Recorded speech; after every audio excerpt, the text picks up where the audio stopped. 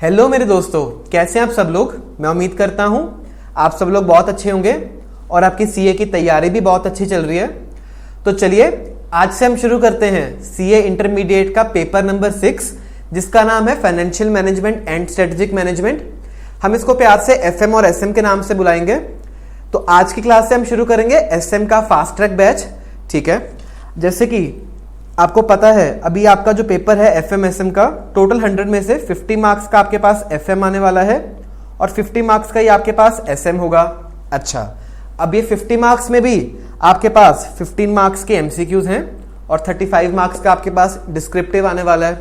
अच्छा चलो, ये तो ही पेपर की बात। बट अब ये 15 और 35, इसमें भी आपके पास दो तरह के क्वेश्चंस आते हैं। एक तो होते हैं डायरेक्ट क्वेश्चंस, डायरेक्टली इंस्टीट्यूट बोल देता है कि ये एक्सप्लेन करो, इसके बेनिफिट्स या लिमिटेशंस बताओ।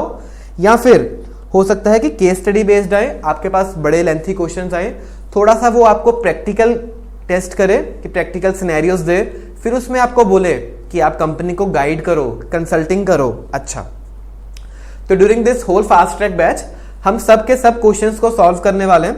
बहुत अच्छे से मैं आपकी तैयारी करवाऊंगा, including the direct questions as well as the case study questions.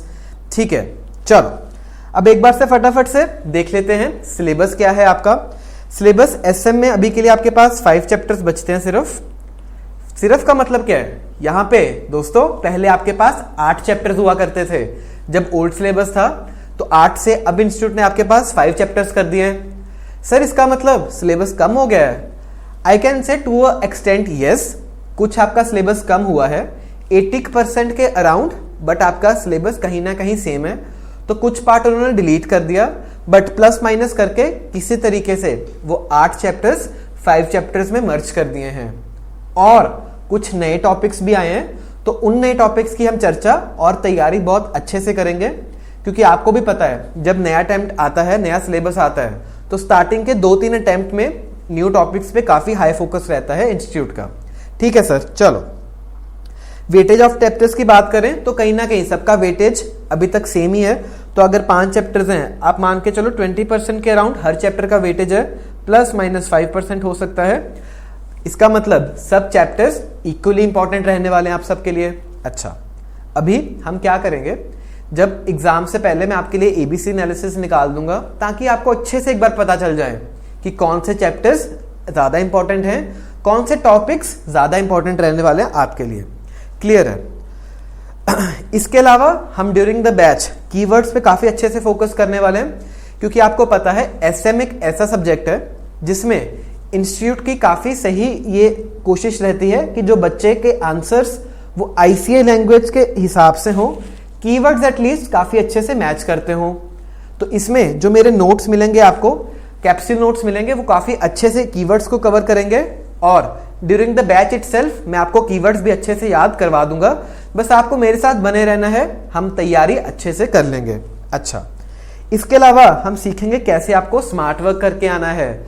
यहाँ पे तो थोड़ी सी हमें क्रैमिंग करनी पड़ेगी, बाकी हम थोड़ा सा स्मार्ट वर्क करेंगे, काफी ज्यादा स्मार्ट वर्क करेंगे, जिससे क्या होगा, हमारे मार्क्स काफी अच्छे आएंगे इन द एग्जाम। ठीक है, टारगेट तो आपकी कोशिश रहनी चाहिए कि जब आप ये पेपर पढ़ रहे हो तो हम अराउंड 65 मार्क्स का टारगेट लेके चल रहे हैं इस सब्जेक्ट में, including both FM and SM, क्योंकि दोनों ही सब्जेक्ट काफी स्कोरिंग हो सकते हैं। अगर आपने तैयारी अच्छे से करी तो आपको ये टारगेट को लेके चलना है।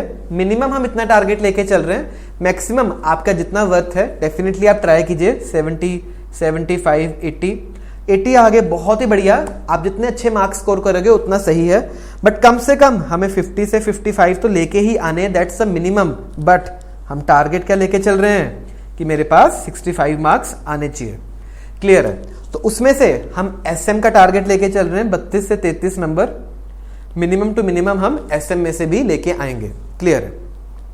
इस बैच में आपके पास क्या क्या रिसोर्सेज अवेलेबल हैं जो मैं आपको प्रोवाइड करूंगा ड्यूरिंग दिस बैच।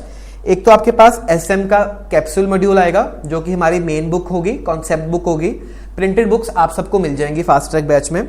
यही बुक मैं रेगुलर बैच में भी यूज करता हूं, तो कहीं ना कहीं आपके पास जो मटेरियल अवेलेबल है इस बैच के लिए वो सेम मटेरियल है रेगुलर बैच के लिए भी। तो आपको कुछ भी ऐसे डरने की जरूरत नहीं है कि आपके पास मटेरियल कुछ कम आया या फिर कवर कुछ कम करेंगे, ऐसी बात बिल्कुल भी नहीं है। ठीक है, इसके अलावा आपको मिलेंगे एक्सप्रेस चार्ट्स, जिसमें हम रिविजन्स अच्छे से कर पाएं। लास्ट डे रिवीजन के लिए आपके लिए काफी हैंडी रहने वाले हैं। अच्छा, क्वेश्चन बैंक लेंगे, सारा का सारा क्वेश्चन बैंक, जिसमें अभी तक के जो भी अच्छे क्वेश्चंस हैं टॉपिक वाइज बहुत अच्छे से आपके लिए मैंने यहाँ पे सजा के ये क्वेश्चन बैंक तैयार किया है। आई होप सो आपको बहुत ये पसंद आएगा। और ड्यूरिंग द क्लासेस इटसेल्फ हम बैच में ही क्वेश्चन बैंक सारा देख लेंगे, हर क्वेश्चन में जाएंगे, उसका सॉल्यूशनिंग भी देखेंगे, जिससे आपका कॉन्फिडेंस बहुत अच्छा बनेगा। दोस्तों एक बात समझना, सीए का खेल ही कॉन्फिडेंस का है, क्योंकि काफी सारे बच्चे पेपर दे रहे हैं, बट व्हाट मैटर्स इज कि आप कितने कॉन्फिडेंट हो खुद में, कितने कॉन्फिडेंस से आप एग्जाम जाके अटेम्प्ट कर आते हो। तो हमारी कोशिश ड्यूरिंग द बैच यही रहेगी कि मैं आपको कॉन्फिडेंस दे पाऊं सब्जेक्ट में, आपको अंदर से खुद से ये फीलिंग आए कि आप काफी अच्छे मार्क्स इस सब्जेक्ट में स्कोर कर सकते हो। क्लियर है? इसके अलावा हम एमसीक्यूज की प्रैक्टिस भी करेंगे, क्योंकि आपको पता है एमसीक्यूज अच्छा वेटेज रखते हैं, उनकी प्रैक्टिस करेंगे। जो केस स्टडीज, केस सिनेरियोज हैं, उनकी प्रैक्टिस भी करेंगे। अच्छा, इसके अलावा आपको रिविजन्स भी करवाई जाएंगी क्लासेस में ही, तो हम डेली रिवीजन करेंगे, जो जो भी हमने पढ़ा है अब लास्ट सेशन में उसका रिवाइज करेंगे। इसके अलावा आपको मेरे यूट्यूब चैनल पे भी एक्सप्रेस रिवीजन मिल जाएगी, ताकि आप जब चाहो एसएम सब्जेक्ट को मेरे साथ उसी टोन से, उसी मेथड से रिवाइज कर पाओ, और जब आप पेपर से पहले भी 1-1.5 दिन पहले पढ़ना चाहते हो, तब भी ये रिवीजन वीडियोस आपके लिए काफी हैंडी रहने वाली हैं। अच्छा, वेबसाइट क्या है सर जहां से हम लेक्चर्स बाय कर सकते हैं? bbvirtuals.com, ये तो आपको पता ही है, तो आप यहां पे जाओगे, लेक्चर्स हमारे बाय कर सकते हो। इसके अलावा और बैच की जो भी डिटेल्स हैं वो आपको इस वेबसाइट पे जाओगे, सब कुछ वहां पे मिल जाएगा। क्लियर है? अभी चलते हैं नेक्स्ट मुद्दे पे कि आप मेरे साथ कैसे कनेक्ट कर सकते हो। तो उसके पास हमारे पास डिफरेंट सोशल मीडिया हैंडल्स हैं, टेलीग्राम है, यूट्यूब है, इंस्टाग्राम है, लिंक्डइन है, तो आप हर तरीके से मेरे साथ कनेक्ट कर सकते हो। एक बारी के लिए मैं आपको QR कोड्स दिखा देता हूं, आप चाहे तो वीडियो को पॉज कर लो। ये 4 QR कोड्स आपकी स्क्रीन पे इस वक्त अवेलेबल हैं, यूट्यूब के, टेलीग्राम के, लिंक्डइन के, इंस्टाग्राम के, ये चारों आप सब्सक्राइब कर सकते हो। एटलीस्ट यूट्यूब और टेलीग्राम पे तो कनेक्ट कर लेना, क्योंकि इस पे काफी सारी इंपॉर्टेंट इंफॉर्मेशन मैं आपके साथ शेयर करता रहता हूं। एग्जाम से पहले कुछ अमेंडमेंट्स हैं, इंपॉर्टेंट टॉपिक्स हैं, तो प्लीज इन दोनों चीजों को सब्सक्राइब करके रखना, ताकि आप अपडेटेड रहो with the subject and with the upcoming developments. ठीक है, चलो अब चलते हैं लास्ट टॉपिक पे, उसके बाद फिर हम सब्जेक्ट स्टार्ट करेंगे। What I expect from you all.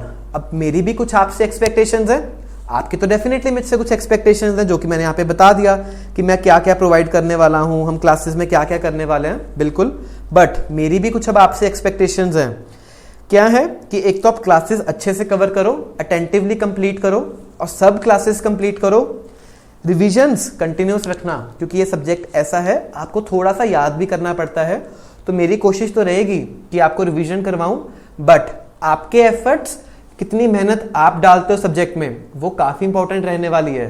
तो आपकी कोशिश क्या रहनी चाहिए कि आप पूरे एफर्ट्स डालो, पूरी मेहनत करो, ताकि आप सीए बन पाओ। अच्छा, रिटन प्रैक्टिस भी करनी है, क्योंकि कई बार क्या होता है, ऑरली आप देखते हो, आपको आता होता है, बट ट्राई करना कि आप क्वेश्चंस को रिटन में लिख के देखो, रिटन प्रैक्टिस करके आओ।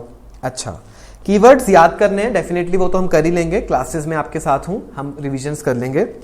टिप्स एंड ट्रिक्स ये मैं आपको क्लास में ही शेयर करता रहूंगा, जैसे जैसे हम पढ़ेंगे, कैसे आपको लर्न करना है, किस टॉपिक पे आपको ज्यादा ध्यान देना है, कैसे क्वेश्चंस इंस्टीट्यूट पूछता है आपसे, उस क्वेश्चंस को कैसे अटेम्प्ट करके आना है, रिविजन्स कब और कैसे करनी चाहिए, ऐसे बहुत सारी टिप्स एंड ट्रिक्स मैं आपको क्लास में ही शेयर करूंगा, तो वो भी काफी वैल्यूएबल रहने वाली हैं आपके लिए।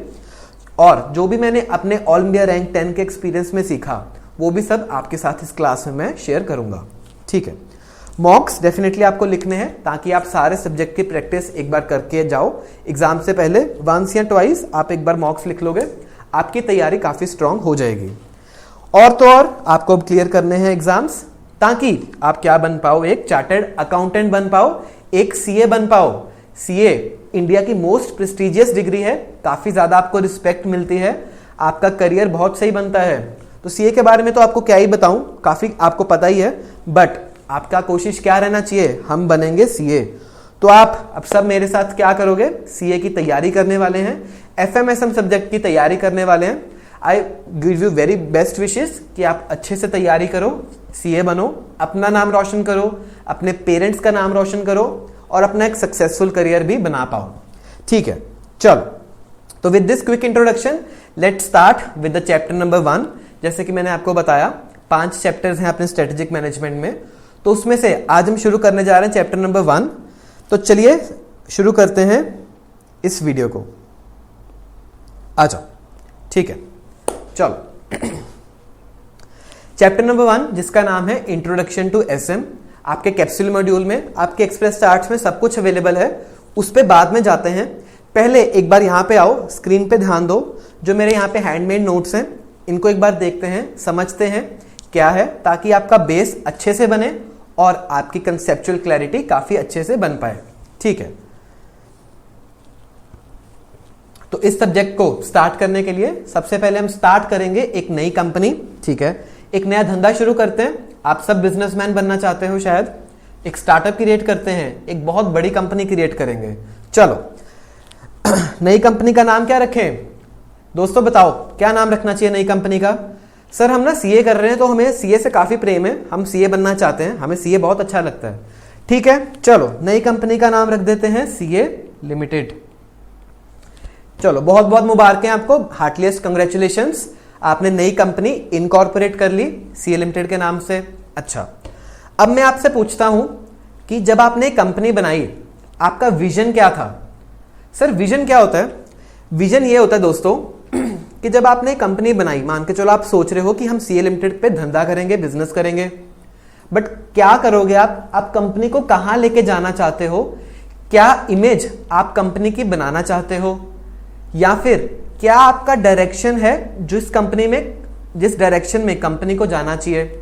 अच्छा सर विजन ये हुआ कि मैं क्या चाहता हूं कि मेरी कंपनी बन जाए, एक वो फ्यूचरिस्टिक गोल, एक एम्बिशियस गोल जो मैं चाहता हूं कि मेरी कंपनी अचीव कर ले। सर अभी तो हमने धंधा शुरू ही किया है, बिल्कुल ठीक है दोस्तों आपकी बात, बट जब आप विजन बनाते हो तब आप सोचते हो 5 साल बाद, 10 साल बाद आपकी कंपनी किस लेवल पे पहुंचेगी, आप क्या चाहते हो कि आपकी कंपनी बन जाए। अच्छा, तो सर विजन सोचने के लिए सबसे पहले तो हमें यह पता होना चाहिए कि हमें बिजनेस क्या करना है। तो मान के चलो हम एक बिजनेस करने वाले हैं एफएमसीजी कंपनी का, क्योंकि एफएमसीजी कंपनी से काफी लोग रिलेट कर जाएंगे, तो हम एफएमसीजी बिजनेस में बिजनेस करेंगे। अच्छा चलो विजन, अब क्या विजन होना चाहिए आपकी कंपनी का? जब आपने सीए लिमिटेड बनाई तो आप क्या सोच रहे हो कि आपकी कंपनी क्या होनी चाहिए?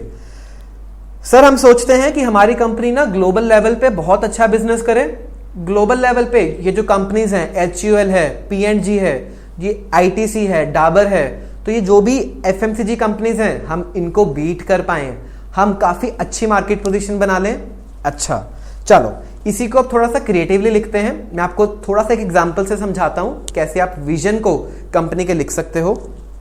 ठीक है, लिखते हैं be a global leader in FMCG space. ये आपका क्या है? विजन है कि हम चाहते हैं कि हमारी कंपनी एक ग्लोबल लेवल पे लीडर बन जाए इन द FMCG स्पेस। अच्छा सर, तो ऐसे विजन लिखते हैं कंपनीज? बिल्कुल, अभी के लिए हाई लेवल पे समझो, हम जब टॉपिक पे जाएंगे विजन वाले के तब काफी अच्छे से समझेंगे। आपको मैं रियल लाइफ प्रैक्टिकल एग्जांपल्स भी दूंगा, हम डिफरेंट कंपनीज की वेबसाइट्स भी विजिट करेंगे ताकि आपकी प्रैक्टिकल नॉलेज काफी स्ट्रांग हो पाए, ना कि आप सिर्फ सीए एग्जाम्स क्लियर कर पाओ, बट आपको अच्छे चार्टर्ड अकाउंटेंट्स भी बनना है, बाद में आपका करियर भी अच्छा बनना है। तो उसकी भी मैं पूरी कोशिश करूंगा कि आपको ज्यादा से ज्यादा प्रैक्टिकल एग्जांपल्स भी दूं जितना पॉसिबल हो सकता है, क्योंकि हमारे पास एक लिमिटेड टाइम है in the fast track batch. तो ज्यादा कोशिश तो हमारी रहेगी कि एग्जाम ओरिएंटेड तैयारी की जाए, मैं आपको क्वेश्चन बैंक अच्छे से करवाऊं, आईसीए के हिसाब से तैयारी करवाऊं, but that does not mean कि हम प्रैक्टिकल एग्जांपल्स नहीं लेंगे। मैं आपको पूरी कोशिश करूंगा कि आपको दोनों का अच्छे से ब्लेंड करवा के आपकी तैयारी अच्छे से हो पाए। ठीक है, चलो अब मैनेजमेंट क्या है सबसे पहले इसको समझ लेते हैं, क्योंकि आपको पता है स्ट्रेटेजिक मैनेजमेंट, 2 वर्ड्स। सबसे पहले मैनेजमेंट क्या होता है इसको समझ लेते हैं। अब आपने कंपनी बनाई सीए लिमिटेड, ठीक है, अभी कंपनी क्या है? सिर्फ अभी एक पीस ऑफ पेपर है, उसका पास खुद का दिमाग तो नहीं है, कंपनी को तो नहीं पता कि उसको क्या बिजनेस करना है, कैसे बिजनेस करना है, क्या ऑपरेशंस बनाने हैं, किससे क्या बात करनी है, कंपनी तो खुद नहीं करेगी। तो कंपनी क्या करती है, हायर करती है कुछ लोग, जो कि क्या होती है, मैनेजमेंट होती है। अच्छा सर, इसका मतलब मैनेजमेंट क्या है, सबसे पहले तो एक की ग्रुप ऑफ पीपल है। ये मैं आपको एक कीवर्ड भी दे रहा हूं साथ साथ में, की ग्रुप ऑफ पीपल। यानी कि मैनेजमेंट क्या है, कुछ एक लोग हैं जिसमें आपका सीईओ आ जाएगा, आपका सीएफओ आ जाएगा, आपके बोर्ड ऑफ डायरेक्टर्स आ जाएंगे, आपके सीनियर एग्जीक्यूटिव्स आ जाएंगे। तो जैसे आपको पता चला कि अब मैनेजमेंट क्या चीज है। मान के चलो ये है, ठीक है, वैसे तो ये रिमोट है, बट अभी के लिए हम इसको एक कंपनी का प्रॉक्सी मानेंगे। तो अगर ये कंपनी है, हमने समझा कि इसके अंदर कोई भी दिमाग नहीं है, तो इसको हायर करना पड़ता है हमें ह्यूमंस को, जो कि उसकी मैनेजमेंट होती है, जो इस कंपनी का देखरेख करेगी, इस कंपनी का बिजनेस चलाएगी, जो इस कंपनी के अफेयर्स का चार्ज लेगी। इसका मतलब कि ये कंपनी क्या करेगी क्या नहीं करेगी, उस सब की डिसीजन मेकिंग पावर किसके पास है, मैनेजमेंट के पास है। अच्छा सर, एक और कीवर्ड दे रहे हो आप यहां पे, इन चार्ज ऑफ अफेयर्स। यानी कि ये लोग क्या हैं, हमारी कंपनी के इंचार्ज ऑफ अफेयर्स हैं। अच्छा, बट सर इनका काम क्या है, हमने मैनेजमेंट को हायर तो कर लिया, अपने सीईओ सीएफओ को सैलरीज भी दे रहे हैं, बट इनका काम क्या है, इनका काम ये है कि अब ये जो कंपनी है ना, ये बिजनेस अच्छा कर पाए, प्रोडक्टिव बिजनेस कर पाए, एक पर्पसफुल एंटिटी बन पाए। अच्छा, इसका मतलब जो ये मैनेजमेंट है ये करेगी, वर्क करेगी ताकि आपकी कंपनी क्या बन पाए, एक purposeful and productive entity. Clear है? चलो, एक तो हमने समझा लोगों के बारे में, अब जो लोग हैं इस पे कर रहे हैं। सेकेंडली, अब मैनेजमेंट आपने पढ़ा हुआ है, बिजनेस स्टडीज में पढ़ा है, 11th 12th में पढ़ा है, फाउंडेशन में भी पढ़ा है। सर मैनेजमेंट हमने एक प्रोसेस के बारे में भी पढ़ा था, एक इंटर रिलेटेड एक्टिविटीज के बारे में भी पढ़ा था।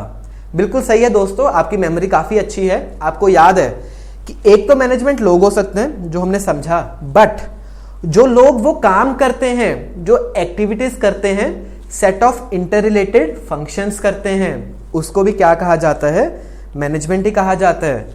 एग्जाम्पल दो सर, जैसे कि planning, organising, staffing, directing, controlling.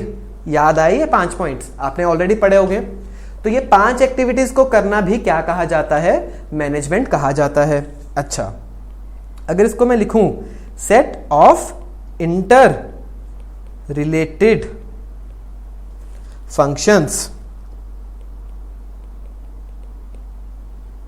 ठीक है, तो ये क्या हो गया, ये भी मैनेजमेंट होगी। वो एक्टिविटीज, वो काम करना ताकि आप वो एक्टिविटीज को करते हुए अपनी कंपनी को पर्पसफुल एंड प्रोडक्टिव एंटिटी बना पाओ। अच्छा सर, ये कौन से फंक्शंस हैं, कौन सी एक्टिविटीज की बात कर रहे हो, वो हमने ऑलरेडी लिस्ट डाउन कर लिया, तो आप यहां पे भी लिख सकते हो। प्लानिंग, 5 तरह की activities, planning, organising, staffing, directing and controlling. Sir clear है, ये 5 एक्टिविटीज भी ठीक है। अब दोस्तों आप चाहो तो ये हैंडी नोट्स आप साथ साथ में बना सकते हो, या फिर वीडियो के एंड में आपको ये बोर्ड नोट्स भी मैं भेज दूंगा, ठीक है। अब आप क्या कर सकते हो, अपनी कॉपीज बनानी स्टार्ट करो, ताकि आपको भी क्लास में अटेंटिवली बने रहो, क्लास में आपको भी पता चले कि हमने क्या सीखा, कैसे सीखा है। तो आप साथ साथ में लिख सकते हो, ठीक है, वरना मैं आपको बीच में टाइम दे दिया करूंगा। अभी के लिए आप पहले, जब मैं समझा रहा हूं तब आपका फोकस सिर्फ समझने पे होना चाहिए।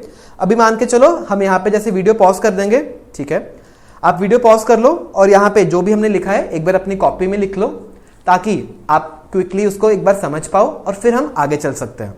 क्लियर?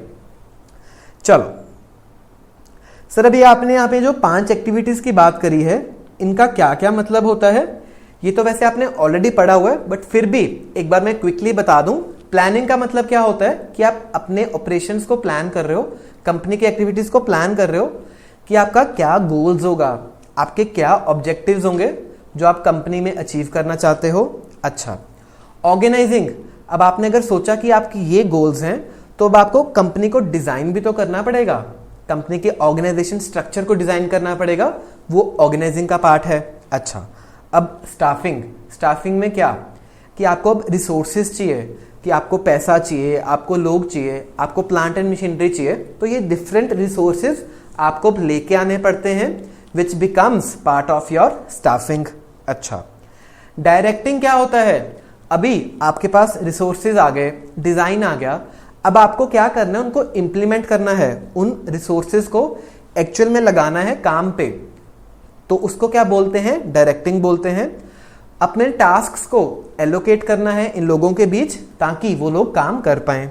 अच्छा, कंट्रोलिंग क्या होता है, आपने इंप्लीमेंटेशन कर दी, काम आपका चल रहा है, बट कुछ अगर करेक्टिव एक्शंस लेने हैं तो, या फिर अगर आपने सोचा था कि ऐसा होना चाहिए, मान के चलो मेरी सेल्स 100 लाख होनी चाहिए, बट मान के चलो वो सिर्फ 80 लाख हो रही हैं, तो आपको कुछ कंट्रोलिंग एक्शंस लेने पड़ेंगे ताकि आप अपने प्लान्स को मीट कर पाओ। ठीक है, वैसे बेसिक था काफी, बट एक बार मैंने आपको अच्छे से बता दिया इसका मतलब भी। ठीक है,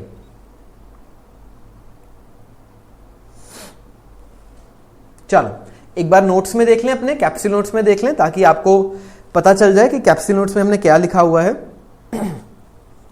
कैप्सूल नोट्स अपने खोल सकते हो आप लोग। ठीक है, चलो सबसे पहले तो यहां पे क्या है, अपनी मैनेजमेंट की डेफिनेशन वही है जो हमने ऑलरेडी समझा है, आप एक बार फटाफट से रिकंसाइल कर सकते हो। क्या है, की ग्रुप ऑफ पीपल हैं, वो कुछ एक लोग हैं जो कि कंपनी के अफेयर्स को चार्ज कर रहे हैं, जो कि in charge of its affairs हैं, ताकि वो कंपनी एक पर्पसफुल एंड प्रोडक्टिव एंटिटी बन पाए।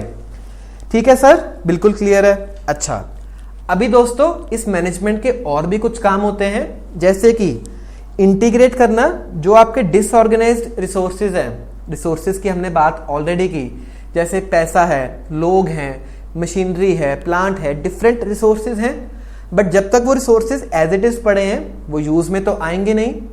तो मैनेजमेंट को क्या करना है, डिफरेंट रिसोर्सेज को इंटीग्रेट करके काम में लाना है, इनको यूटिलाइज करना है एफिशिएंटली एंड इफेक्टिवली। अच्छा, अब एग्जाम पर्सपेक्टिव से बता दूं तो मैनेजमेंट की डेफिनेशन इतनी इंपॉर्टेंट नहीं है, बट आपको मैंने एक बार बहुत अच्छे से बता दिया, और ये थोड़े से कीवर्ड्स भी यहाँ पे रेड में हाईलाइटेड हैं, तो आप ये कीवर्ड्स एक बार अच्छे से देख जाना। अगर बाय चांस एग्जाम में आपकी डेफिनेशन आ गई तो आप उनको आराम से आंसर कर पाओगे। क्लियर है, चलो set of inter related functions, ये भी हमने समझा, planning, organising, staffing, directing and controlling, 5 तरह के फंक्शंस हैं। आप इनके बारे में थोड़ा सा पढ़ सकते हो, that's enough for the exam. बाकी इससे ज्यादा एग्जाम में आने की उम्मीद नहीं है। ठीक है, चलो सर मैनेजमेंट समझ आया हमें क्या है, अब आ जाओ स्ट्रेटजी के ऊपर। ठीक है, तो अभी तक हमने क्या किया, सीएल लिमिटेड का एक धंधा शुरू किया, उसमें हमने कुछ लोगों को बुलाया, मैनेजमेंट को हायर किया। अच्छा, मैनेजमेंट क्या है, हमने समझा 2 चीजें, एक तो की ग्रुप ऑफ पीपल, कुछ लोग, दूसरा set of inter related functions. Sir clear है यहां तक, चलो आगे। अभी स्ट्रेटजी क्या है, आपने सीईओज को रखा, बोर्ड ऑफ डायरेक्टर्स को रखा।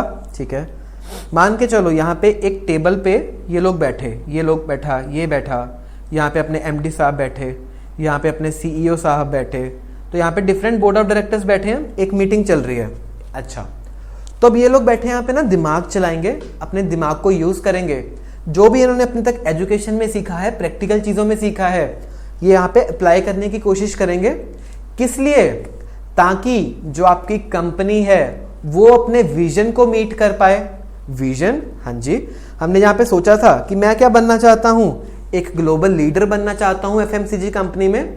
तो जो मैनेजमेंट है उसकी कोशिश क्या रहेगी कि हम एक ऐसी स्ट्रेटेजी बनाएं, एक ऐसा प्लान तैयार करें जिससे कि वो कंपनी अपना विजन मीट कर पाए।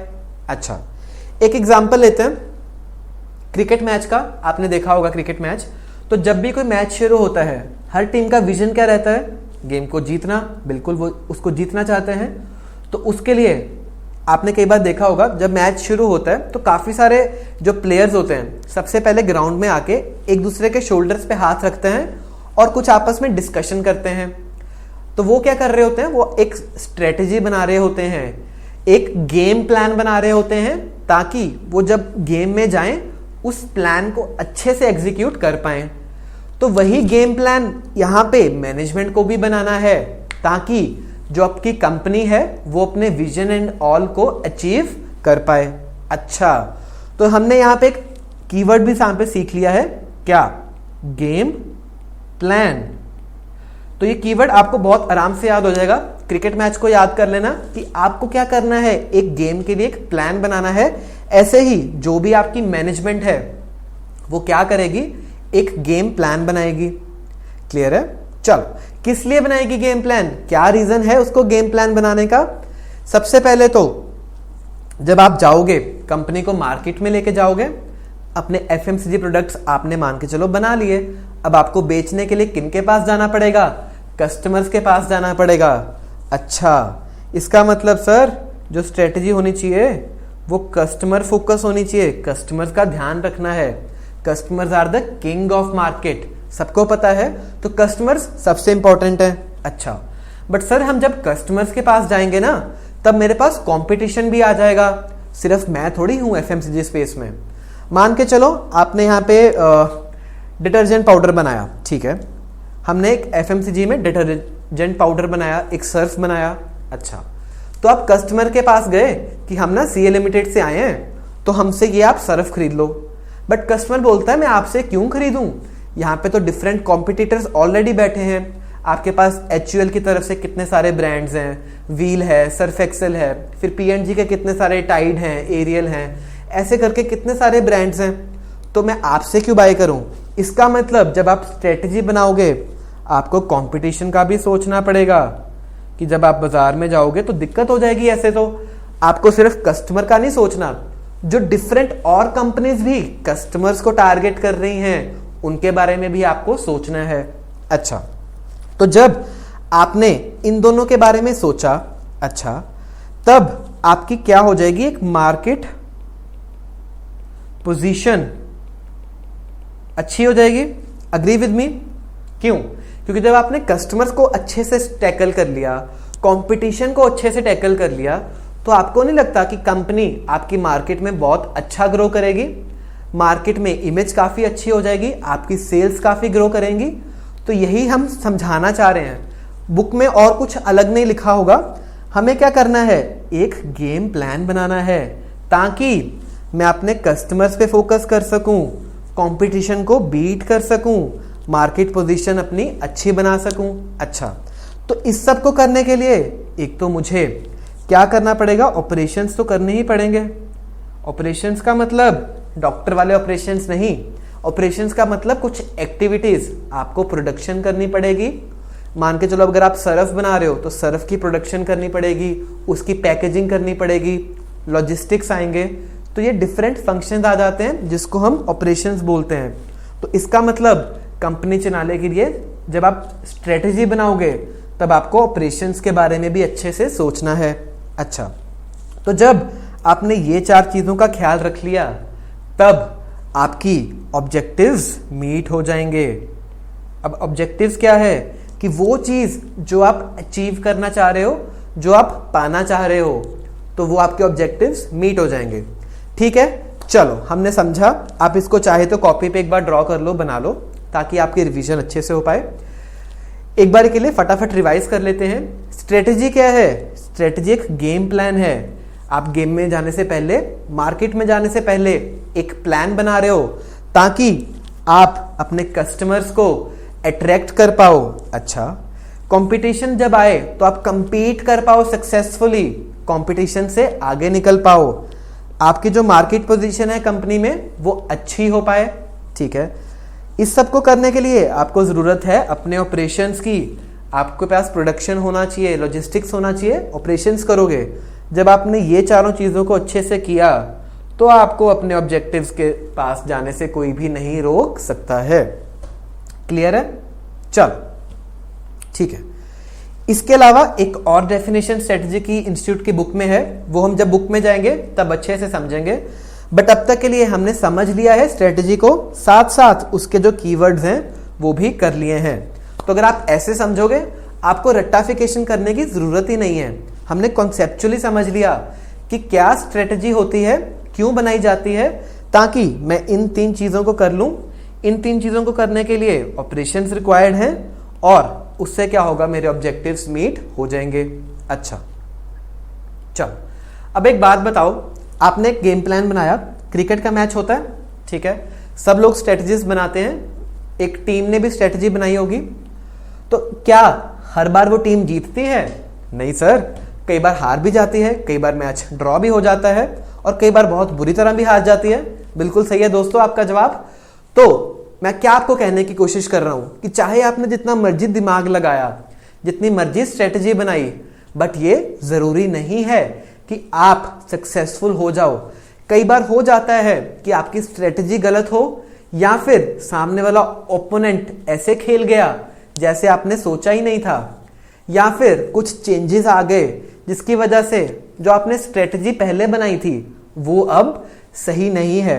इसका मतलब जो आप यहां पे हम स्ट्रेटजी पढ़ रहे हैं, क्या ये परफेक्ट स्ट्रेटजी होती है? बिल्कुल भी नहीं। ये लोग ट्राई तो कर रहे हैं कि हम स्ट्रेटजी अच्छी बनाएं, बट वो परफेक्ट होगी इसकी गारंटी कोई नहीं दे सकता। वो फ्लॉलेस होगी इसकी गारंटी कोई नहीं दे सकता है। अच्छा सर, क्यों है ऐसा? मैंने जैसे कि आपको बताया, अब कंपनीज के सिनेरियोस में समझना कि हमने बहुत दिमाग लगाया, एमडी ने दिमाग लगाया यहाँ पे, ठीक है, आपके यहाँ पे सीईओ ने दिमाग लगाया, इन्होंने ऐसे करके एक स्ट्रेटजी बना ली, बट क्या हो सकता है कि आपके मार्केट में इन्वायरमेंट चेंज हो जाए, कुछ एक्सटर्नल कॉम्पिटिटर नया आ जाए, या फिर गवर्नमेंट की कुछ नई पॉलिसी आ गई, या फिर मान के चलो आपके वर्कर्स ही स्ट्राइक पे चले गए, आपके ऑपरेशंस ही नहीं हो पाए। अच्छा, इसका मतलब कई बार क्या होता है ना, जो हम सोचते हैं वो होता नहीं है। फ्यूचर अनप्रिडिक्टेबल है, काफी कुछ चेंजेस आते रहते हैं, डायनामिक बिजनेस एनवायरनमेंट है। इसका मतलब सर कि हमने जो स्ट्रेटजी बनाई थी ना, हो सकता है कि ये सही ना हो, हमें इसमें चेंजेस करने पड़े जैसे जैसे टाइम आगे बीतेगा। बिल्कुल ठीक है।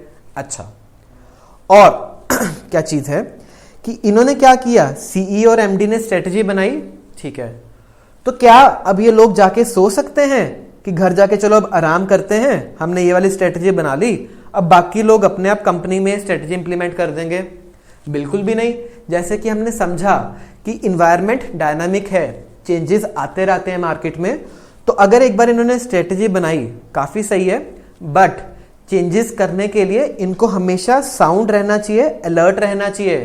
तो एक बार स्ट्रेटजी बनाई, दैट डज नॉट मीन कि सीईओ और एमडी जाके घर पे सो जाएं, आराम करें। क्लियर है?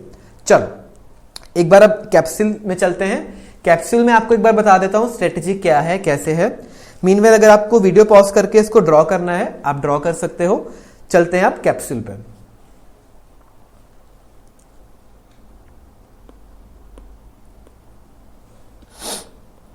चलो, क्वेश्चन आ सकता है डिफाइंड स्ट्रेटजी का, ठीक है, चांसेस अगेन इसके कम है, बट अगर आया तो हम क्या स्टैंडर्ड डेफिनेशन लिख के आएंगे? हमने ऑलरेडी समझ भी ली और रिवाइज भी कर ली। स्ट्रेटजी क्या है? एक गेम प्लान है। अच्छा, तो सर यही कीवर्ड्स हैं, आईसीए की बुक में भी यही लिखा हुआ है। बिल्कुल यही कीवर्ड्स हैं, यही वर्ड्स आपको एग्जाम में भी लिख के आने हैं। जब सजेस्टेड आंसर्स आते हैं ना, तब भी आईसीए यही करता है। तो आपको क्या करना है, बस मेरे साथ साथ अच्छे से पढ़ते रहना है। जो भी मैं आपको कीवर्ड्स अपनी प्रैक्टिस शीट्स में दे रहा हूं, वही कीवर्ड्स आईसीआई भी यूज करता है। तो आप निश्चिंत होकर उनको यूज कीजिए, उनको याद कीजिए। स्मार्ट वर्क कैसे करना है वो मैं आपको क्वेश्चन बैंक में जाके भी सिखा दूंगा। क्लियर है? चलो, अब स्ट्रेटजी क्या है? एक गेम प्लान है, ठीक है, जो मैनेजमेंट बनाती है ताकि वो अपने पहले तो कस्टमर्स को अट्रैक्ट एंड सेटिस्फाई कर पाए, हमने देखा, फिर कंपीट कर पाए सक्सेसफुली। अच्छा, इस सब को करने से क्या होगा? उसकी मार्केट पोजीशन अच्छी हो जाएगी, मार्केट में उसकी पोजीशन अच्छी हो जाएगी। अच्छा, फिर इस तीनों चीजों को करने के लिए हमें क्या चाहिए होगा? ऑपरेशंस चाहिए होगा। कंपनी को धंधा करना पड़ेगा, ऑपरेशंस करना पड़ेगा। अच्छा, तो जब ये चारों चीजों की तो कंपनी के लिए क्या हो जाएगा? अचीव हो जाएगा ऑर्गेनाइजेशनल ऑब्जेक्टिव। तो जो कंपनी सोच रही थी कि हमें ये करना है, वो आपका ऑब्जेक्टिव अचीव हो जाएगा। अच्छा सर, ये वही वर्ड्स हैं, बिल्कुल मैं वही बार बार कह रहा हूं, ये वही कीवर्ड्स हैं जो आपको मैंने वहां पे बताए। आप ये एग्जाम में लिखोगे, आपके नंबर पक्के हैं। ठीक है, चलो अगर तो आप समझ के कर सकते हो जैसे मैंने बताया, बहुत अच्छी बात है, वरना आपके लिए यहाँ पे भी ऐसे कुछ कीवर्ड्स मैंने लिखे हैं। अगर आपको ऐसे याद करना है, आपको ऐसे याद करने में आ रहा है, जैसे मोको है। मोको क्या है? M stands for market position, O stands for operations, C stands for customers, C for compete and O for objectives. अच्छा, तो अगर आपको ऐसे याद करना है, आप ऐसे भी याद कर सकते हो, वरना समझ के चलना है तो वो मैं क्लास में आपको ऑलरेडी अंडरस्टैंडिंग साथ साथ में दे रहा हूं।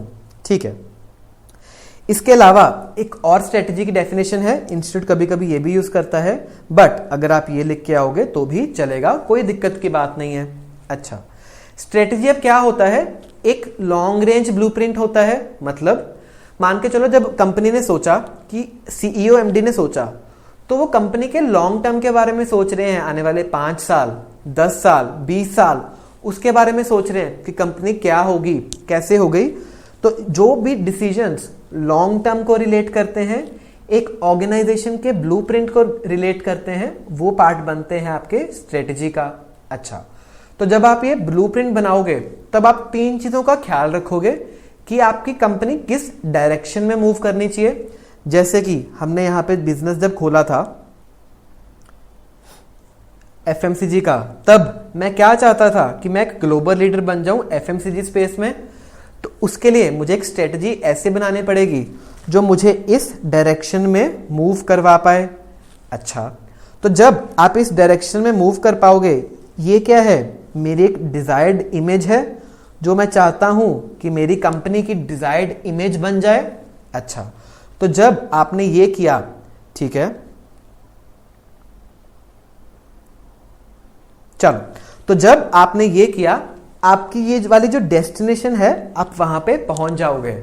अच्छा सर, इसमें भी 3 कीवर्ड्स फटाफट से मेरे साथ आप ले सकते हो। अगर आपको यहां पे नोट करना है, यहां पे नोट कर लेते हैं।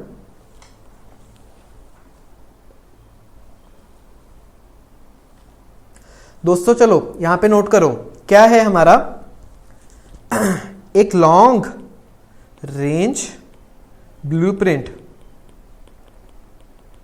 यानी कि हम लॉन्ग टर्म में क्या चाहते हैं, मेरी कंपनी क्या बने, उसके लिए पहले तो मैं एक रास्ता चुनता हूं, क्या एक डायरेक्शन कि जिस रास्ते में मुझे चलना है।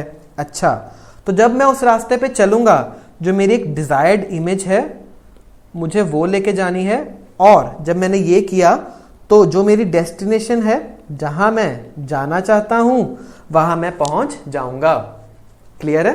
चलो, ये भी एक दूसरी डेफिनेशन है, इसको भी आप एग्जाम में लिख के आ सकते हो। ठीक है, स्ट्रेटजी क्या है? एक लॉन्ग रेंज ब्लूप्रिंट है, एक लंबे समय के लिए आपने कंपनी का जो प्लान ऑफ एक्शन बनाया वो है, ताकि आप जो इमेज जहां आप होना चाहते हो, एक डायरेक्शन कि आप कैसे उस इमेज तक पहुंचोगे, और डेस्टिनेशन जहां आप पहुंचना चाहते हो, वो तीनों चीजें आप अचीव कर पाओ। क्लियर है दोस्तों? बिल्कुल ठीक है सर, आपने हमें सही से बता दिया, यहाँ पे कीवर्ड्स भी बता दिए, क्या लर्न करना है और क्या एग्जाम में आता है, साथ साथ बता दिया। कुछ ही समय में अब हम क्वेश्चन बैंक में भी जाएंगे, आपको मैं सब क्वेश्चंस में से गो थ्रू करवाऊंगा, ताकि आपका कॉन्फिडेंस और बूस्ट अप हो पाए, आपको अच्छे से पता चल जाए कि इंस्टीट्यूट भी ऐसे ही क्वेश्चंस पूछता है और उसके आंसर्स भी यहीं कहीं छुपे हुए हैं, आपको कुछ अलग से उसके लिए करने की जरूरत बहुत ज्यादा नहीं है। क्लियर है? चलो, अब स्ट्रेटजी के कुछ और यहां पे इसने वर्ड्स लिखे हैं। स्ट्रेटजी क्या करता है? जो गोल्स ऑफ द ऑर्गेनाइजेशन है, जो कि हमने ऑलरेडी समझा, उसको रिलेट करता है to the means of achieving them, यानी कि यहां पे डायरेक्शन की बात की जा रही है। तो ये कीवर्ड्स इतने इंपॉर्टेंट नहीं है, ये 2 डेफिनेशंस पे आपका ध्यान अच्छे से जाना चाहिए। क्लियर है? चलो, अब चलते हैं एक और टॉपिक के ऊपर, जो कि मैंने आपको पहले समझा दिया कि स्ट्रेटजी कभी भी परफेक्ट नहीं हो सकती। जो सीईओ एमडी ने सोचा, हो सकता है कि इन्वायरमेंट में चेंज आ जाए, ये कभी भी फ्लॉलेस नहीं हो सकती, और ये ऑप्टिमल हो ये जरूरी नहीं है। क्यों? देखना, strategy is no substitute for sound, alert and responsible management. ये हमने ऑलरेडी समझा कि सीईओ एमडी घर पे जाके सो नहीं सकते, चेंजेस आते रहते हैं, डायनामिक बिजनेस एनवायरनमेंट है, इसलिए वो सब्स्टिट्यूट नहीं है। अच्छा, then it is flexible to take care of sudden emergencies, pressures and avoid failures. तो कई बार क्या होता है, एकदम से सडन कुछ इमरजेंसी आ गई। एक एग्जांपल लो, कोविड आ गया। जैसे कि आपने देखा 2020 में जब कोविड आया तो काफी कंपनीज की स्ट्रेटजीज फेल हो गई, वो चल ही नहीं पाई। क्यों? सडनली एक इमरजेंसी आ गई। तो इसीलिए बोला जाता है कि आपकी स्ट्रेटजी क्या होनी चाहिए, फ्लेक्सिबल होनी चाहिए, उसमें चेंजेस आ सकते हैं क्योंकि आपका डायनामिक बिजनेस एनवायरनमेंट है। इसीलिए आपको हमेशा एक अलाउंस रखना चाहिए ताकि अगर कुछ आपने पॉसिबली मिस कैलकुलेशंस की या फिर कुछ अनएंटिसिपेटेड इवेंट्स हुए, कुछ ऐसा हो गया जिसके बारे में हमने सोचा ही नहीं था। एक एग्जांपल लेते हैं, हमने एफएमसीजी कंपनी बनाई। अच्छा, हमने सोचा था सिर्फ मेरे 2 कॉम्पिटिटर्स हैं, HUL एंड PNG, ठीक है। कल को एप्पल कंपनी का मन करता है मुझे भी सर्फ बनाना है, मुझे भी डिटर्जेंट्स बनाने हैं, तो इनके पास तो इतना सारा पैसा है, इतनी सारे रिसोर्सेज हैं, तो उनके साथ आप कैसे कंपीट करोगे? इसका मतलब जब भी आपको स्ट्रेटजी बनानी है तब आपको कुछ अनएंटिसिपेटेड इवेंट्स जिसके बारे में आपने सोचा नहीं था बट वो अब हो गया, उसके लिए भी आपको कुछ अलाउंसेस रखने पड़ते हैं। क्लियर? चल क्लियर है? अभी तक हमने 2 डेफिनेशंस अच्छे से कर ली, मैनेजमेंट की और स्ट्रेटजी की, उनको समझ भी लिया और उनको रिवाइज कर लिया, प्लस कैप्सूल से भी साथ साथ हमने देख लिया है। ठीक है, अब चलते हैं स्ट्रेटेजिक मैनेजमेंट के ऊपर। What is strategic management? ठीक है, स्ट्रेटेजिक मैनेजमेंट क्या है? अब स्ट्रेटेजी और मैनेजमेंट दोनों की आके शादी करवा देते हैं, दोनों को इकट्ठे करके एक टर्म बना देते हैं जो कि आपकी है स्ट्रेटेजिक मैनेजमेंट। अच्छा, तो इसका मतलब मैं कंपनी की मैनेजमेंट ऐसे करूंगा, इतने अच्छी तरह से करूंगा और स्ट्रेटजी भी ऐसे बनाऊंगा ताकि जो मेरी कंपनी है वो अच्छा परफॉर्म कर पाए, अपने विजन एंड ऑल को मीट कर पाए। अच्छा, तो विजन क्या था वो हमने ऑलरेडी समझा। इसका मतलब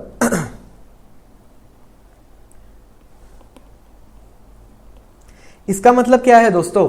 स्ट्रेटेजिक मैनेजमेंट की अगर डेफिनेशन की बात की जाए तो ये क्या होगा? एक मैनेजरियल प्रोसेस होगा, क्योंकि इसमें जब मैनेजमेंट घुस गई तो एक मैनेजमेंट आ गई। अच्छा, अब इनका पर्पस क्या रहेगा? सबसे पहले तो जो हमने विजन बनाया है उस विजन को अचीव करना, वहां तक पहुंचना सबसे ज्यादा इंपॉर्टेंट है। अच्छा, उसके लिए इनको एक काम करना पड़ेगा, सबसे पहले तो डेवलप करना पड़ेगा विजन को। जब तक कंपनी को विजन ही नहीं पता कि उसका विजन क्या है तो वो कैसे अचीव कर सकते हैं? आपने देखा, हमने जब कंपनी बनाई थी सबसे पहले हमने कंपनी का क्या डेवलप किया? एक विजन डेवलप किया कि हम करना क्या चाहते हैं, why are we into the business. सबसे पहले हमने ये सोचा। ऐसे ही यही स्ट्रेटेजिक मैनेजमेंट सोच रही है कि जब आप काम कर रहे हो, कोई नया काम करने की सोच रहे हो, तब कंपनी को उसका विजन पता होना चाहिए, उसको सबसे पहले उसको डेवलप करना है, अपने विजन को। अच्छा, और स्ट्रेटेजिक मैनेजमेंट क्या करने वाली है? जब आपने विजन बनाया कि ठीक है मुझे ग्लोबल लेवल पे एफएमसीजी कंपनी बहुत अच्छी बनानी है, तो उसके लिए आपको कुछ अपने छोटे छोटे टारगेट्स भी तो रखने पड़ेंगे। एक ही बार तो नहीं आप दुनिया के 200 कंट्रीज में जाके काम कर सकते हो। सबसे पहले आपको हो सकता है इंडिया में काम करना पड़े। इंडिया में काम करने के लिए भी आप पहले किसी एक स्टेट को चुनोगे, उस स्टेट के किसी शहर को चुनोगे। ऐसे ही तो बड़े बड़े बिजनेसेस की शुरुआत हुई है। एक छोटे से गांव, एक छोटे से कस्बे से आप शुरू होके ग्लोबल लेवल पे पहुंचते हो। अच्छा, तो इसका मतलब उस ग्लोबल लेवल पे पहुंचना, जो आप टारगेट है लॉन्ग टर्म, वो क्या है? आपका विजन है। बट उस विजन को पाने के लिए हमें कुछ एक ऑब्जेक्टिव्स रखने पड़ेंगे, ताकि उन छोटे छोटे टारगेट्स को आप मीट करते जाओगे, आपका वो बड़े वाला विजन मिल जाएगा। अच्छा, इसका मतलब मुझे अपने ऑब्जेक्टिव्स को सेट करना है।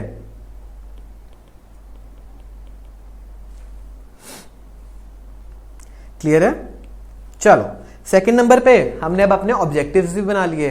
अच्छा, अभी हम जब आगे चलेंगे कंपनी में, तब मुझे अब एक स्ट्रेटेजी बनानी है, ताकि मैं जो ये अपना विजन रखा है कंपनी का और उस विजन को पाने के लिए जो मैंने ऑब्जेक्टिव्स बनाए हैं, उस स्ट्रेटजी को जब मैं बनाऊंगा तब ये ध्यान रखूंगा कि ये दोनों चीजें मैं अचीव कर पाऊं। बिल्कुल सर, आपने मैं यहां ही पे बता दिया कि ये जो एमडी सीईओ बैठे हैं यहाँ पे, ये दिमाग खपा रहे हैं, ये स्ट्रेटजी इसीलिए तो बना रहे हैं ताकि ये जो कंपनी का विजन हमने यहाँ पे सोचा था वो अचीव हो पाए। बिल्कुल सही है दोस्तों, आप सही समझ रहे हो। हम बिल्कुल अच्छे से पकड़ पकड़ के हर कॉन्सेप्ट को अच्छे से समझ रहे हैं। अच्छा, इसका मतलब अब यहाँ पे बनेगी स्ट्रेटेजी। ये दो काम तो हमने हाई लेवल वाले कर लिए कि ये हम करना चाहते हैं, बट उसको करने के लिए हम बनाएंगे स्ट्रेटेजी। अच्छा, स्ट्रेटेजी बना तो ली, यहाँ पे ये लोगों ने बैठे दिमाग चला लिया, बट अब उसको इम्प्लीमेंट भी तो करना पड़ेगा ना।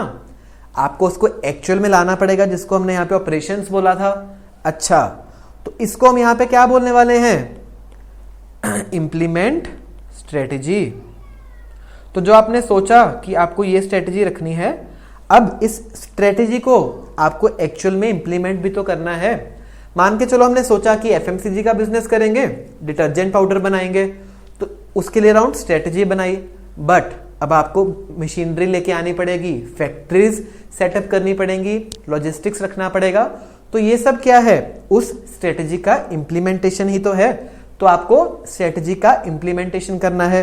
अच्छा, इसके अलावा अब आपको स्ट्रेटजी इंप्लीमेंट कर ली, बट जैसे कि हमने मैनेजमेंट की डेफिनेशन में भी देखा था कि अगर आपने एक बार स्ट्रेटजी बनाई, दैट डज नॉट मीन कि वो सही ही हो। आपको कुछ कंट्रोलिंग एक्शंस करने पड़ते हैं, कुछ एक करेक्टिव एक्शंस लेने पड़ेंगे। अच्छा, इसका मतलब कि अगर मैंने सोचा कि मेरी सेल्स मान के चलो इस साल 10 लाख होनी चाहिए, बट सिर्फ मेरी सेल्स तो 8 लाख ही हुई, तो आपको टारगेट को अचीव करने के लिए क्या करने पड़ेंगे? करेक्टिव एक्शंस लेने पड़ेंगे। टाइम टू टाइम अपनी हो सकता है आपको स्ट्रेटजी में भी चेंजेस करने पड़े। अच्छा, ठीक है, समझ आया? ये 5 पॉइंट्स ही हैं। हम थोड़ी देर में कैप्सूल में जाएंगे, मैं वहां पे जाके आपको समझा दूंगा। आपको कोई भी चिंता करने की जरूरत नहीं है, ठीक है? सर अब एक बात बताओ कि क्यों कर रहे हैं स्ट्रेटेजिक मैनेजमेंट? ये इतना दिमाग खर्ची क्यों कर रहे हैं? हम ये सब्जेक्ट क्यों पढ़ रहे हैं? ये कंपनीज एमडी सीईओ को क्यों हायर कर रही हैं? देखना, हमारा जो प्राइमरी मोटिव था क्या था? एक तो ये कस्टमर्स थे, दूसरा एक कंपटीशन था, ठीक है? तो अब यहां पे भी हम क्या करेंगे? जब स्ट्रेटेजिक मैनेजमेंट करने वाले हैं तब मेरा फोकस क्या रहेगा कि मैं अपनी एक कॉम्पिटिटिव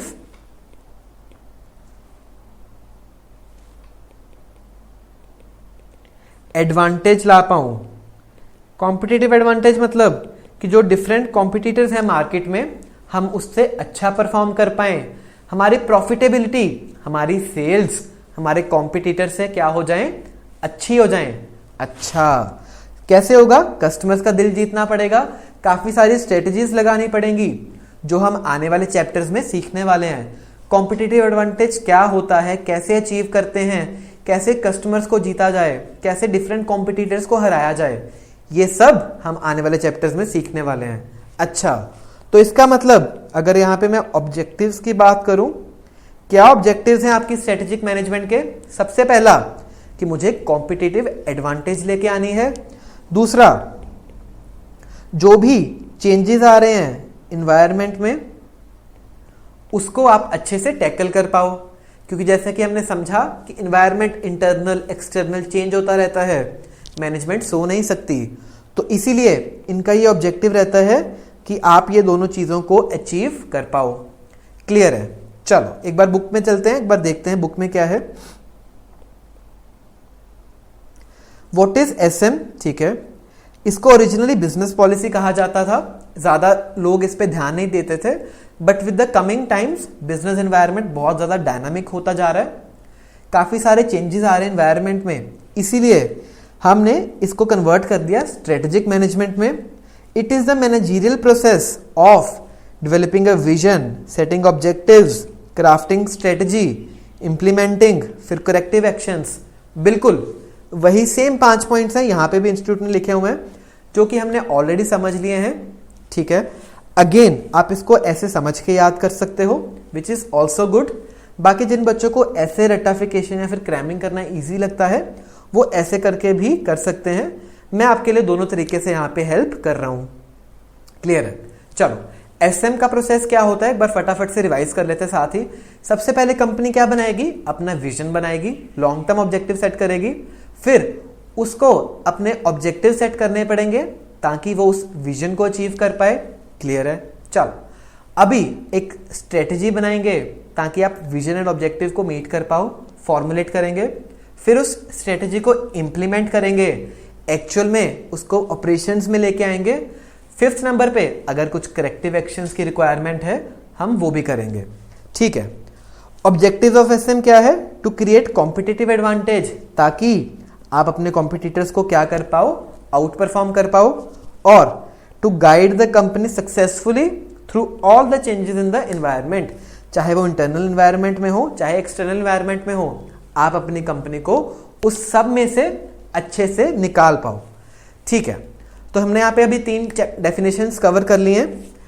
आगे के लिए चलते हैं अपने दोबारा से प्रैक्टिस नोट्स के ऊपर। ठीक है सर, अब एक बात बताओ, वाई स्ट्रेटेजिक मैनेजमेंट, क्यों हम कर रहे हैं स्ट्रेटेजिक मैनेजमेंट? एक तो हमने यहाँ पे ऑब्जेक्टिव्स देखे, ठीक है, इसलिए कर रहे हैं ताकि मेरा कॉम्पिटिटिव एडवांटेज हो जाए और चेंजेस इन द एनवायरनमेंट में मीट कर पाऊं। बट कुछ एक बेनिफिट्स की बात कर लेते हैं कि अगर आपने स्ट्रेटेजिक मैनेजमेंट की तो आपको क्या बेनिफिट्स मिलने वाले हैं स्ट्रेटेजिक मैनेजमेंट करके। अच्छा, क्यों समझना जरूरी है। देखना, ये वाला क्वेश्चन आईसीए का काफी फेवरेट क्वेश्चन है, आपको एग्जाम में बार बार पूछती रहती है क्या बेनिफिट्स हैं, क्या बेनिफिट्स हैं। तो एक बार हम अच्छे से समझ लेते हैं ताकि आप जब एग्जाम में जाओ आप इसको अच्छे से अटेम्प्ट कर पाओ। ठीक है, चलो हम अपने समझा कि सबसे पहले कंपनी क्या है, एक पीस ऑफ पेपर है, ठीक है, उसके अंदर दिमाग नहीं है, तो उन्होंने क्या हायर की, मैनेजमेंट हायर की, जो उस कंपनी की स्ट्रेटजी बना रही है। क्लियर है? चलो अब स्ट्रेटजी क्या है, एक कंपनी को डायरेक्शन दे रही है, एक रास्ता दे रही है कि आपको किस रास्ते पे जाके काम करना है। अच्छा, बिल्कुल सही है सर। सर एक बात बताओ, अगर हमने स्ट्रेटजी नहीं बनाई तो क्या कंपनी को डायरेक्शन मिलेगा? नहीं दोस्तों, आप एक खुद सोचो ना कि अगर कंपनी है, this is just a piece of paper, इसको तो पता ही नहीं है क्या करना है क्या नहीं करना, कैसे करना है, तो इसीलिए स्ट्रेटजी बनाई जाती है। सबसे पहला बेनिफिट यहां पे साथ साथ लिखते हैं, क्या, डायरेक्शन। ये क्या देती है, एक कंपनी को डायरेक्शन देती है ताकि आप वहां पे काम कर पाओ। अच्छा, अगर आपने स्ट्रेटेजिक मैनेजमेंट करी तभी तो आप कंपनी के मेजर डिसीजंस ले पाओगे। कि मान के चलो, जैसे मैंने सोचा कि मुझे ग्लोबल लेवल पे एफएमसीजी में काम करना है, तो अब डिटर्जेंट पाउडर बनाने हैं, ये डिसीजंस कैसे बनेंगे, क्या उसकी प्राइसिंग रखनी है, किस मार्केट में जाके डील करना है, तो ये सब डिसीजंस कहां से आए, आपकी स्ट्रेटजी में से ही तो आए। तो इसका मतलब ये जो आपकी स्ट्रेटेजिक मैनेजमेंट है ये आपको डिसीजन लेने में भी हेल्प करती है। अच्छा,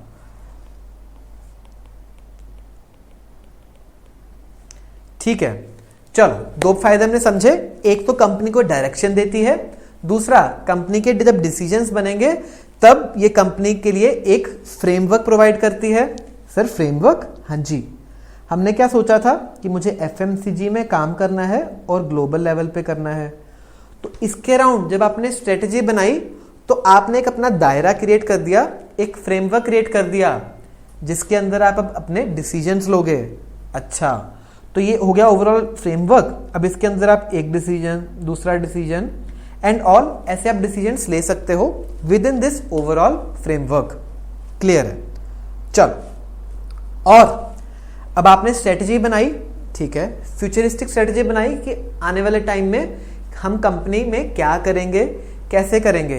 तो ये स्ट्रेटजी मैनेजमेंट आपको फ्यूचर के लिए तैयार कर रही है ताकि आप फेस कर पाओ अपने फ्यूचर को। अच्छा, ये भी एक बेनिफिट है, बिल्कुल बेनिफिट है, क्योंकि अगर आपके अंदर मान के चलो स्ट्रेटजी बनाई ही नहीं, आपको पता ही नहीं है कि कल क्या करना है, अगले मंथ क्या करना है, अगले साल क्या करना है, तो कंपनी कैसे बिजनेस करेगी। तो उसको बिजनेस करने के लिए यहाँ पे फेस द फ्यूचर वाली चीज भी काफी इंपॉर्टेंट रहती है। अच्छा, एक और चीज, जब आपने अपने स्ट्रेटजी ऐसे बना ली कि आप फ्यूचर को फेस कर पाओगे, तो आपको नहीं लगता कि आपकी कंपनी अब लंबे समय के लिए टिकेगी। आप अपनी कंपनी को अच्छे से चला सकते हो, जिससे आपका बिजनेस लॉन्ग टर्म तक चलता रहेगा। बिल्कुल सर, हमें ऐसा ही लगता है। तो उसके लिए कीवर्ड क्या है? लॉन्जिटिविटी ऑफ बिजनेस, कि आपका जो बिजनेस है वो लंबे समय के लिए, लॉन्ग टाइम के लिए चलता रहे। अच्छा, अभी जब आपने स्ट्रेटजी बनाई होगी, आपके सीईओ एमडी साहब बैठे हैं, दिमाग खपा रहे हैं, तब वो ये भी तो सोच रहे हैं कि कहाँ कहाँ पे अपॉर्चुनिटीज अवेलेबल हैं जहाँ पे आप बिजनेस कर पाओगे। क्यों? देखना, मैंने सोचा कि मुझे ग्लोबल एफएमसीजी कंपनी बनानी है। अच्छा, तो अब किस कंट्री में जाके धंधा करें? सबसे पहले इंडिया में करें, अब इसके बाद पाकिस्तान में जाएं, दुबई में जाएं, श्रीलंका में जाएं, कि यूरोप साइड चले जाएं या फिर अमेरिका में चले जाएं, कहाँ कहाँ क्या क्या अपॉर्चुनिटीज हैं। तो इस सब का आइडेंटिफिकेशन करने के लिए भी स्ट्रेटेजिक मैनेजमेंट आपकी हेल्प करती है। ठीक है, एक और कीवर्ड हमें मिल गया। बिल्कुल दोस्तों, आइडेंटिफाई आप कर पाओ अपॉर्चुनिटीज को। ठीक है, अपॉर्चुनिटीज तो मिल गई, बट अब इन्हें एक्सप्लॉइट भी तो करना है। एक बार आपने फाइंड कर ली ये अपॉर्चुनिटी है, अब उसको एक्सप्लॉइट करो, उसको यूज करो, ताकि आप अपने कंपनी के विजन, मिशन, ऑब्जेक्टिव्स को भी अचीव कर पाओ। तो ये 5 पॉइंट्स हमने बिल्कुल अच्छे से समझ के कर लिए हैं। इसके अलावा इंस्टीट्यूट की बुक में आपके पास कुछ और पॉइंट्स भी गिवन हैं, जो कि हम यहां पे लिख लेते हैं। ठीक है, अब आपने स्ट्रेटजी बनाई, लॉन्ग टर्म के लिए सोचा कि आपको बिजनेस में क्या क्या करना है। अच्छा, कई बार क्या होता है, अगर आपने ये स्ट्रेटजी नहीं बनाई होगी, तो मान के चलो मैं कुछ भी कर रहा हूं, आप कुछ भी कर रहे हो, डिफरेंट एम्प्लॉइज, हर कोई अपने रास्ते में चल रहा है, किसी को पता ही नहीं है कि बिजनेस क्या करना है, कैसे करना है। तो उससे क्या हो सकता है? गलतियां हो सकती हैं, कॉस्टली मिस्टेक्स हो सकती हैं, जो कि आप बच सकते हो अगर आपने एक अच्छी स्ट्रेटजी बनाई। तो आपके पास अगर प्लान ऑफ एक्शन रेडी होगा, एक गेम प्लान रेडी होगा, तो फिर आप अपनी कॉस्टली मिस्टेक्स से भी बच सकते हो। तो एक और कीवर्ड आ गया अपने पास, क्या? Costly mistakes. उससे क्या आप कर सकते हो? बच सकते हो। ठीक है, इसके अलावा 2-3 कीवर्ड्स और हैं, वो आपको मैं स्टडी मटेरियल में हम जब जाएंगे, कैप्सूल में जाएंगे, वहीं से बता दूंगा। बट हाई लेवल पे आपको बेनिफिट्स समझ आए, क्या बेनिफिट्स हैं हमारे स्ट्रेटेजिक मैनेजमेंट के? बिल्कुल सर, अपने यहाँ पे बेनिफिट्स तो बताए, अब ये बताओ कि क्या कुछ इसकी लिमिटेशंस भी हैं? आपने बहुत तारीफ कर दी है स्ट्रेटेजिक मैनेजमेंट की, पिछले आप आधे पौने घंटे से, कब से सिर्फ तारीफ कर रहे हो। क्या कुछ इसकी लिमिटेशंस भी हैं? बिल्कुल। एक चीज का ध्यान रखना, जब भी आप कोई मैनेजमेंट का मॉडल पढ़ते हो, मैनेजमेंट पढ़ते हो, डेफिनेटली उसकी एडवांटेजेस होती हैं, बट कहीं ना कहीं कुछ उसकी लिमिटेशंस भी हो सकती हैं। तो अगेन ये काफी इंपॉर्टेंट क्वेश्चन है, आईसीआई आपको बार बार टेस्ट करता रहता है। लिमिटेशंस बता दो। अच्छा, तो लिमिटेशंस जैसे कि हमने पहले ही पढ़ लिया था कि आपका एनवायरनमेंट क्या रहता है? चेंज होता रहता है। उसकी वजह से अगर आपने जितनी मर्जी अच्छी स्ट्रेटजी बनाई हो सकता है वो कई बार पास हो जाए, हो सकता है वो फेल हो जाए, सक्सेसफुल हो, अनसक्सेसफुल हो। इसका मतलब पहली लिमिटेशन क्या है? जो आपका एनवायरनमेंट है वो हाईली टर्बुलेंट है। जैसे कि आप जब एयरप्लेन में बैठते हो, टर्बुलेंस आती है ना, हिलता रहता है, ऐसे ही आपका एनवायरनमेंट भी क्या है? हाईली टर्बुलेंट है और डायनामिक है। इसमें काफी सारे चेंजेस आते रहते हैं। अच्छा, इसके अलावा जब आपने स्ट्रेटेजिक मैनेजमेंट करी, तब आपने यहाँ पे कितने सारे लोग बिठाए? सीईओ बैठे हैं, आपके एमडी साहब बैठे हैं, ठीक है। तो इन लोगों को आपको कितने सारे पैसे देने पड़े होंगे, सैलरीज देनी पड़ी होंगी, इनके खर्चे सहने पड़े होंगे। तो इसकी वजह से ये स्ट्रेटेजिक मैनेजमेंट क्या बन जाता है? एक कॉस्टली प्रोसेस बन जाता है। आपको इनकी सैलरीज एंड ऑल देनी पड़ती हैं। इसके अलावा अब ये लोग बैठे बातें करी जाएंगे, डिस्कशंस करेंगे, कितनी सारी आइटरेशंस करेंगे। उससे क्या हो रहा है? टाइम लग रहा है, टाइम कंज्यूम हो रहा है। इसलिए जो आपकी स्ट्रेटेजिक मैनेजमेंट है वो एक टाइम कंज्यूमिंग प्रोसेस भी है। तो अगर आप इस टेबल के अराउंड, इस चार्ट के अराउंड अपने थॉट प्रोसेस को बना लोगे ना, एग्जाम में आपके लिए आंसर्स को लिखना काफी इजी हो जाएगा। अच्छा, तो हमने 3 लिमिटेशंस देखी। एक तो इन्वायरमेंट ही चेंज होता रहता है, जो हमने सोचा था वो होता ही नहीं है।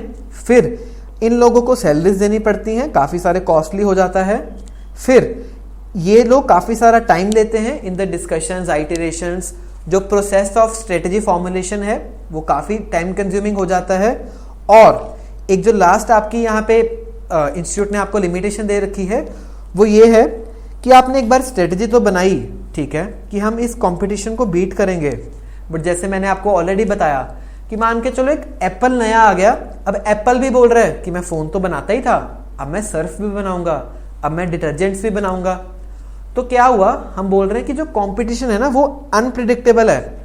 आपने जितना मर्जी सोच लिया हो कि कंपटीशन एक्शंस ये वाले होंगे, बट दूसरी कंपनी क्या करने वाली है, क्या कंपटीशन एक्शंस लेने वाली है, उसका हमें नहीं पता। इसीलिए बोलते हैं कि कंपटीशन क्या है, अनप्रिडिक्टेबल है। अच्छा, तो यहां पे 4 हमारे पास लिमिटेशंस निकल के आई, इंस्टीट्यूट भी आपको यही करवाएगा। दूसरा क्या है, टाइम कंज्यूमिंग हमने देखा। तीसरी एक हमने देखा कॉस्टली प्रोसेस है। चौथा एक हमने और देखा था कंपटीशन के बारे में, जो आपका कंपटीशन है वो आपका अनप्रिडिक्टेबल है। क्लियर है ये 4 पॉइंट्स लिमिटेशंस के? बिल्कुल। चलो दोस्तों आ जाओ फटाफट आपके कैप्सूल के ऊपर, एक बार कैप्सूल में जाके भी हम देख लेते हैं।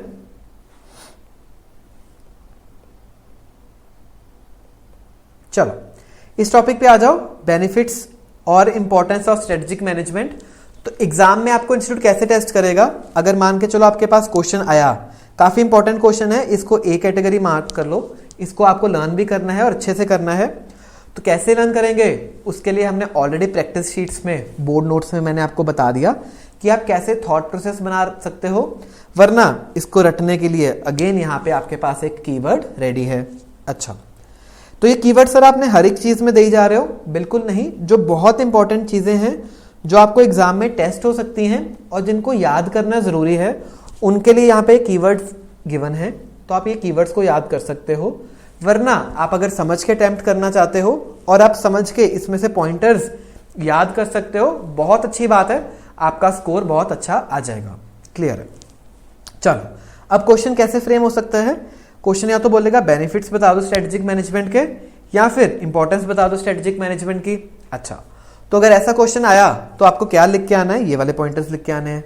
अच्छा, या फिर क्वेश्चन आ सकता है benefits of strategic approach to managing, या फिर how to build competitive advantage over competitors, comment over it. तो एक बार जाएंगे हम क्वेश्चन बैंक में, देखेंगे कि क्वेश्चंस की फ्रेमिंग कैसे होती है, बट आंसर्स आपके यही रहेंगे। ठीक है, आंसर्स भी पढ़ लेते हैं। Strategic management is very important for the survival and growth of business in dynamic business environment. तो ये कीवर्ड मैं आपको बार बार बोल रहा हूं ताकि आपको कीवर्ड साथ ही साथ याद हो जाएं। क्या करना है, आपको बिजनेस को चलाना है in the dynamic business environment. इसके फायदे, it gives a direction to the company. हमने देखे थे फायदे में कि कंपनी को बताती है भाई साहब आपको किस रास्ते पे चलना है। It helps define the goal and mission, कि जो हमने विजन स्टेटमेंट है, गोल्स हैं, मिशंस हैं, इसके बारे में भी हम थोड़ी देर में चर्चा करेंगे, what is goal, what is mission.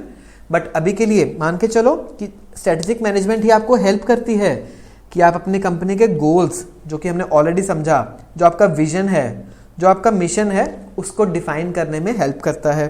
अच्छा, इसके अलावा जो आपके मेजर डिसीजंस होंगे कंपनी के, उसके लिए भी एक फ्रेमवर्क प्रोवाइड करता है।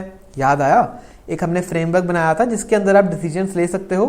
तो ये स्ट्रेटेजिक मैनेजमेंट आपको हेल्प करती है कि आप ये फ्रेमवर्क बना पाओ। अच्छा, इसके अलावा आपको ये फ्यूचर के लिए रेडी करती है। जब आपने फ्यूचर के बारे में प्लान्स बना लिए, स्ट्रेटजीज बना ली, तो ये रेडी करती है, प्रिपेयर करती है ऑर्गेनाइजेशन को to face the future and act as a pathfinder. आपको रास्ता दिखाती है कि कौन से रास्ते पे कंपनी को चलना है। अच्छा, इसके अलावा हमने देखा कि जब फ्यूचर रेडी हो गया तब आपकी बिजनेस की लॉन्गिटिविटी ऑफ द बिजनेस भी बढ़ जाती है, ताकि आप डिफरेंट सिनेरियोज में कंपनी को क्या करना है आपकी वो भी तैयारी है। अच्छा, इसके अलावा हमने देखा कि आप आइडेंटिफाई कर सकते हो अपॉर्चुनिटीज को, कि क्या क्या अपॉर्चुनिटीज मार्केट में हैं और उनको एक्सप्लॉइट भी कर सकते हो। और आपके पास एक कॉर्पोरेट डिफेंस मैकेनिज्म है ताकि आप जो कॉस्टली मिस्टेक्स हैं, गलतियां हैं, वो आप मत करो और उनको अवॉइड कर लो। क्लियर है? तो कहीं ना कहीं ये वही कीवर्ड्स हैं जो कि इंस्टीट्यूट ने भी लिखे हुए हैं, हमने ऑलरेडी समझ लिए हैं। इसको आप चाहो तो हमारे प्रैक्टिस शीट में जैसे हमने यहाँ पे समझा वैसे कर सकते हो, या फिर अगेन यहाँ पे कीवर्ड है F से फ्रेमवर्क, F से फ्यूचर, तो ऐसे फोल्डर, अगर आप फोल्डर नाम से याद करना चाहते हो तो आप फोल्डर नाम से भी याद कर सकते हो। ठीक है, चलो एक बार याद करवा देता हूं फोल्डर से भी। F से सर फ्रेमवर्क, ठीक है, F से फ्यूचर, ओके, O से अपॉर्चुनिटीज, L से लॉन्गिटिविटी ऑफ द बिजनेस, ठीक है, D से डायरेक्शन, D से डिसीजन, E से कुछ नहीं है, R से क्या है, प्रोएक्टिव इंस्टेड ऑफ रिएक्टिव है। ये वाला टॉपिक अभी हमने पढ़ा नहीं है, इसके बाद हम वही टॉपिक पढ़ेंगे, what is proactive, what is reactive. तब आपको समझेगा कि स्ट्रेटेजिक मैनेजमेंट कैसे आपकी मदद करती है कि आप कंपनी को प्रोएक्टिव बना पाओ इंस्टेड ऑफ रिएक्टिव। ठीक है, चलो मोटा मोटी हमने सारे पॉइंट्स कवर कर लिए हैं, आपके बेनिफिट्स कवर्ड हो गए हैं। थोड़ी देर में अब क्वेश्चन बैंक में जाएंगे, मैं आपको दिखा देता हूं कैसे क्वेश्चंस इंस्टीट्यूट आपसे पूछता है। ठीक है, चलो अब यहाँ पे इंस्टीट्यूट में देख लेते हैं लिमिटेशंस ऑफ एसएम के बारे में, हमारे कैप्सूल में क्या लिखा हुआ है। ये सारी की सारी वर्डिंग आपकी स्टडी मटेरियल की ही है, तो आपको कुछ भी टेंशन लेने की जरूरत नहीं है।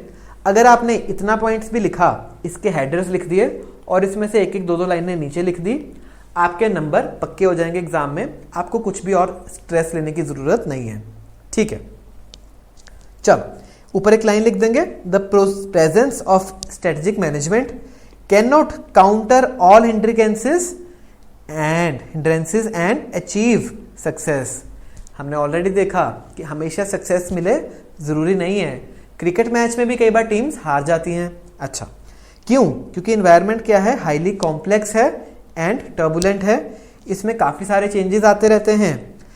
ये क्या है, एक टाइम कंज्यूमिंग प्रोसेस है, काफी सारा समय आपका लग जाता है in the process of strategic formulation. अच्छा, देन ये एक कॉस्टली प्रोसेस है, आपको काफी सारे एक्सपेंसेस, सैलरीज एंड ऑल देने पड़ते हैं अपने एक्सपर्ट्स के, जो आपने एमडीज रखे, सीईओज रखे, स्ट्रेटेजिक कंसल्टेंट्स रखे, उनको आपको काफी सारा पैसा देना पड़ता है। देन लास्ट पॉइंट क्या है, कंपटीशन आपका अनप्रिडिक्टेबल है, कि मान के चलो एप्पल आपका सर्फ ले आया कल को, तो ये क्या हो गया, आपके लिए कंपटीशन अनप्रिडिक्टेबल है। बाकी ऑर्गेनाइजेशंस क्या करने वाली हैं, इसका हमें आइडिया लगाना मुश्किल है। क्लियर है? चलो 4 पॉइंट्स हमने देखे लिमिटेशंस के। ठीक है, 4 पॉइंट्स दोबारा से रिवाइज कर लेते हैं। Environment is highly complex and turbulent, दूसरा टाइम कंज्यूमिंग, तीसरा कॉस्टली, और फोर्थ पॉइंट क्या है, competition is highly unpredictable. Clear है? चलो इसको अगर आपको याद करना है, आप ईटीसीसी से याद कर सकते हो, et cetera, benefits folder, limitations et cetera. ठीक है, इजी है, इतना डिफिकल्ट नहीं है। जैसे जैसे हम कंटिन्यूअस रिविजन्स करेंगे, आने वाले बैचेस में भी रिवाइज करते रहेंगे, बाकी रिवीजन वीडियोस भी मेरी आपको यूट्यूब पे मिल जाएंगी, तो आप अच्छे से इनको रिवाइज कर सकते हो। क्लियर है? E for environment, T for time consuming, C for costly and C for competition.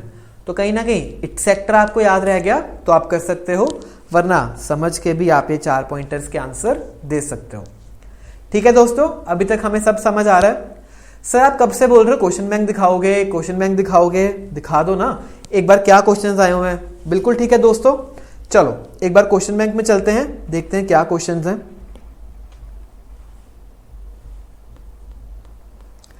ऊपर प्रोएक्टिव रिएक्टिव वाले क्वेश्चंस हैं, उसको हम थोड़ी देर में करेंगे।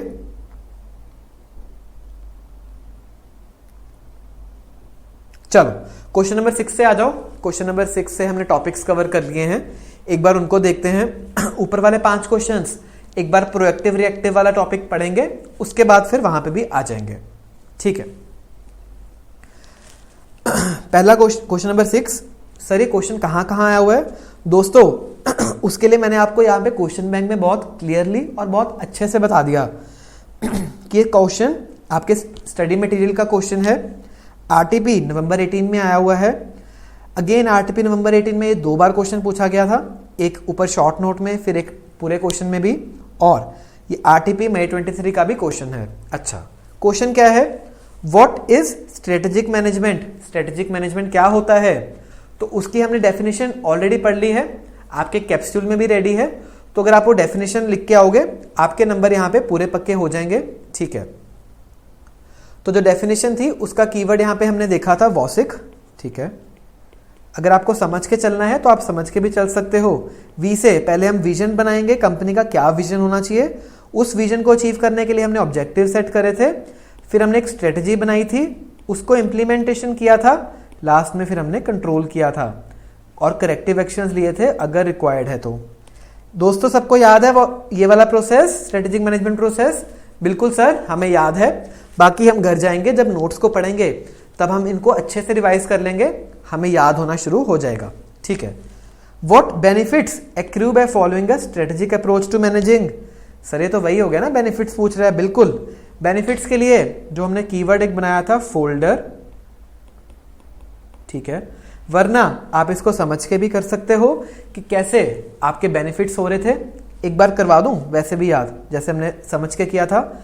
सबसे पहले आप डिसीजंस लेने के लिए हेल्प कर रहा था आपको, उससे भी ऊपर एक डायरेक्शन था, एक कंपनी को डायरेक्शन मिल रही थी। अच्छा, इसके अलावा एक हमने देखा था, यहाँ पे फ्रेमवर्क लिख देना, इंपॉर्टेंट वर्ड है, ठीक है। इसके अलावा एक हमें अपॉर्चुनिटीज वो आइडेंटिफाई कर रहा था, ठीक है। कॉस्टली मिस्टेक से बच रहे थे हम लोग, फ्यूचर को फेस कर पा रहे थे, लॉन्गिटिविटी बिजनेस का बढ़ रहा था। इसके अलावा एक प्रोएक्टिव रिएक्टिव का पॉइंट था। तो देखा, अगर आप ऐसे करके थोड़ा अच्छे से भी करोगे कंसेप्चुअली रिवाइज तो भी याद हो जाएगा, वरना फोल्डर तो अपने पास है ही, आपने फोल्डर एक बार याद कर लिया, एफ से फ्यूचर, एफ से फ्रेमवर्क, ओ से अपॉर्चुनिटीज, एल से लॉन्गिटिविटी, डी से डिसीजंस, डी से डायरेक्शंस, ई से कुछ नहीं है और आर से प्रोएक्टिव रिएक्टिव। तो ऐसे भी अगर आप पॉइंट लिखोगे, वही पॉइंट्स इंस्टीट्यूट बार बार लिखता है, तो अगर आपने वो पॉइंट्स लिखे आपके नंबर हो जाएंगे पक्के। क्लियर है? चल नेक्स्ट क्वेश्चन पे चलते हैं। ये आप पढ़ लेना, आंसर सेम है। यहाँ पे ऑब्जेक्टिव्स लिख दिए, ऑब्जेक्टिव्स दो थे, सीसी कॉम्पिटिटिव एडवांटेज था और एक चेंजेस इन फ्यूचर अगर आएंगे तो उसको हम हैंडल कर पाएंगे। तो ये दो ऑब्जेक्टिव ऑफ स्ट्रेटेजिक मैनेजमेंट, ठीक है। तो अगर क्वेश्चन आए what is SM, definition, objectives, ठीक है। बेनिफिट्स हमें ऑलरेडी आते हैं, फोल्डर, आप ये लिखोगे आपके नंबर हो जाएंगे पक्के। बार बार हम रिवाइज ऑलरेडी कर रहे हैं, क्वेश्चन बैंक में भी जा रहे हैं, फिर से मैं आपकी रिवीजन करा रहा हूं। आप देखोगे आप चलोगे मेरे साथ तो आपको ये सारा सब्जेक्ट बहुत अच्छे से रिवाइज हो जाएगा। तो जो हमने टारगेट रखा है मार्क्स का वो भी हम अचीव कर पाएंगे। अच्छा चलो क्वेश्चन नंबर 7 पे चलते हैं अब। Each organisation must build its competitive advantage, अच्छा, keeping in mind the business warfare, okay. This can be done by following the process of strategic management, हमें पता है ऑलरेडी। तो ये इसने ज्ञान दे दिया हमें, यहाँ पे कुछ नहीं किया, ये ज्ञान की बातें कर रहा है, ठीक है। Considering this statement explain major benefits of SM, बिल्कुल अगेन डायरेक्ट क्वेश्चन ही है, बेनिफिट्स बता दो। तो वही पॉइंट्स फोल्डर के लिखेंगे, नंबर हमारे हो जाएंगे पक्के। तो उसमें से आप कुछ भी 5-6 पॉइंट्स वगैरह याद करके लिख पाए, that should be very good for you, ठीक है सर। चलो आगे। अब ये क्वेश्चन देखना, आरटीपी का क्वेश्चन है, एमटीपी का क्वेश्चन है। Strategic management helps an organisation to work through changes in the environment to gain competitive advantage, again एक ज्ञान की लाइन लिखी है, ठीक है। In the light of statement discuss its benefits, फिर direct question, folder folder folder, आपके number पक्के, ठीक है सर। चलो, are there any limitations attached to strategic management in organisation? तो क्वेश्चन नंबर 9, पहले तो ये देखो आया कितनी बार हुआ है, मेरी तो सारी रो भर गई थी इसको भरते भरते। काफी फेवरेट क्वेश्चन है इंस्टीट्यूट का, बार बार आपसे पूछता रहता है और इजी क्वेश्चन है, 4 ही तो लिमिटेशंस हैं वो लिखनी है। अच्छा अब देखना पहले आया कहाँ पे है, आपके स्टडी मटेरियल का क्वेश्चन है, क्वेश्चन एग्जाम में भी आया हुआ है। तो पीवाईक्यू का क्या मतलब है, प्रीवियस ईयर क्वेश्चन। तो जो आपके एग्जाम में क्वेश्चन आया है उसको हम पीवाईक्यू बोलते हैं। मई 19, नवंबर 22 में फिर से एग्जाम में आया। अच्छा, आरटीपी का क्वेश्चन मई 18, मई 19, नवंबर 23, फिर 2 बार एमटीपीस में भी आया है। तो क्वेश्चन काफी पूछती रहती है इंस्टीट्यूट, हो सकता है किसी ऑल्टरनेट अटेम्प्ट में दोबारा से पूछ ले। लिमिटेशंस ई टी सी सी, ई से इन्वायरमेंट, टी से टाइम कंज्यूमिंग, सी से कॉस्टली और लास्ट वाला सी से कंपटीशन। तो ये 4 कीवर्ड्स आपको याद करने हैं, आपके नंबर हो जाएंगे पक्के। क्लियर है? चल, डिफाइंड स्ट्रेटेजिक मैनेजमेंट, अगेन वही क्वेश्चन, सबसे पहले डेफिनेशन लिखेंगे, वो सिख, ठीक है, ऑब्जेक्टिव्स, 2 किए काम, ठीक है, limitations, limitations ETCC, environment, time, costly, competition, 4 words लिखेंगे, उनको एक्सप्लेन करेंगे, हेडर्स लिखेंगे, नंबर आपके हो जाएंगे पक्के। क्लियर है? जब भी आपको कीवर्ड्स में आपको बता रहा हूं तो ये हेडर्स वाले देखना सेम ही है, कुछ नहीं अलग। ये 1-2 लाइनें आप एक बार पढ़ लोगे एग्जाम में, या आप अपने हिसाब से भी लिख सकते हो, बट इसमें कोशिश करना जो आपके कीवर्ड्स हैं वो ज्यादा वही यूज हो जो आपके मॉड्यूल में स्ट्रेटेजिक मैनेजमेंट कैप्सूल में हर जगह यूज हैं। जैसे कि यहाँ पे आप लिख देना डायनामिक बिजनेस एनवायरनमेंट, या फिर कुछ ऐसे वर्ड्स लिख देना जिससे कि इंस्टीट्यूट को लगे कि हमारे ही वर्ड्स बच्चे ने यूज किए हैं। ठीक है, चलो अब चलते हैं अगले क्वेश्चन के ऊपर। देन ये है आपका केस बेस्ड क्वेश्चन। अभी तक डायरेक्ट क्वेश्चंस आ रहे थे, बट अब केस बेस्ड क्वेश्चन भी आ गया है। देखते हैं क्या है इस क्वेश्चन में। इस क्वेश्चन में क्या करेंगे, कीवर्ड्स तो लिखे ही हुए थे, ठीक है, प्लस कुछ एक स्मार्ट वर्क करेंगे। तो वो स्मार्ट वर्क क्या करेंगे, कैसे करेंगे, वो मैं आपको अभी सिखा दूंगा। बाकी हम जैसे जैसे क्वेश्चंस की प्रैक्टिस करेंगे आप खुद ब खुद सीखते जाओगे कैसे आपको ये स्मार्ट वर्क करना है। क्लियर है? चलो पढ़ना शुरू करते हैं क्वेश्चन को। क्वेश्चन कहां से आया? ये क्वेश्चन नंबर 11 आपका स्टडी मटेरियल का क्वेश्चन है। आरटीपी में भी आया 2 बारी, तो हो सकता है कहीं ना कहीं आपके एग्जाम पेपर में भी ऐसा सिमिलर क्वेश्चन आ जाए। अच्छा, क्वेश्चन क्या है, रमेश शर्मा के 15 स्टोर हैं सेलिंग कंज्यूमेबल ड्यूरेबल्स इन दिल्ली रीजन। अच्छा खासा बिजनेस है, 15 स्टोर चला रहा है बंदा दिल्ली में। Okay, 4 of these stores were open in the last 3 years। अच्छा, तो पिछले 3 साल में ही इसने 4 नए स्टोर खोले हैं, कोई दिक्कत नहीं है। He believes in managing strategically, अच्छा बंदा लग रहा है, ये बिलीव करता है कि स्ट्रेटेजिकली मैनेज करना चाहिए, और इसी वजह से इसने एंजॉय करी सिग्निफिकेंट सेल्स और refrigerator, television, washing machine, air conditioner and like that 4 years back. अच्छा, बिल्कुल ठीक है, SM फॉलो कर रहा था, इसकी सेल्स अच्छी खासी चल रही थी, सही है, कोई दिक्कत नहीं है। चलो, with shift to the purchases to online store, अब क्या हो गया, लोगों का इंटरेस्ट चेंज हो गया, कस्टमर का टेस्ट चेंज हो गया, लोग ऑनलाइन ऑर्डर कर रहे हैं अमेजॉन, फ्लिपकार्ट से। उससे क्या हुआ, इसकी सेल्स डाउन आ गई, 70% रह गई इन द लास्ट 4 years। अच्छा, इसका मतलब ओके, इसको कुछ नुकसान होना शुरू हो गया बिकॉज कस्टमर्स ऑनलाइन स्टोर पे जाने चले गए, सेल्स यहां पे आनी शुरू हो गई, तो इसकी सेल्स कम होनी शुरू हो गई। सर क्लियर है? चलो दोस्तों, अब ये क्वेश्चन क्या पूछ रहा है देखना, जब भी केस स्टडी आएगी तो उसकी लास्ट लाइन में मेन क्वेश्चन छुपा होगा।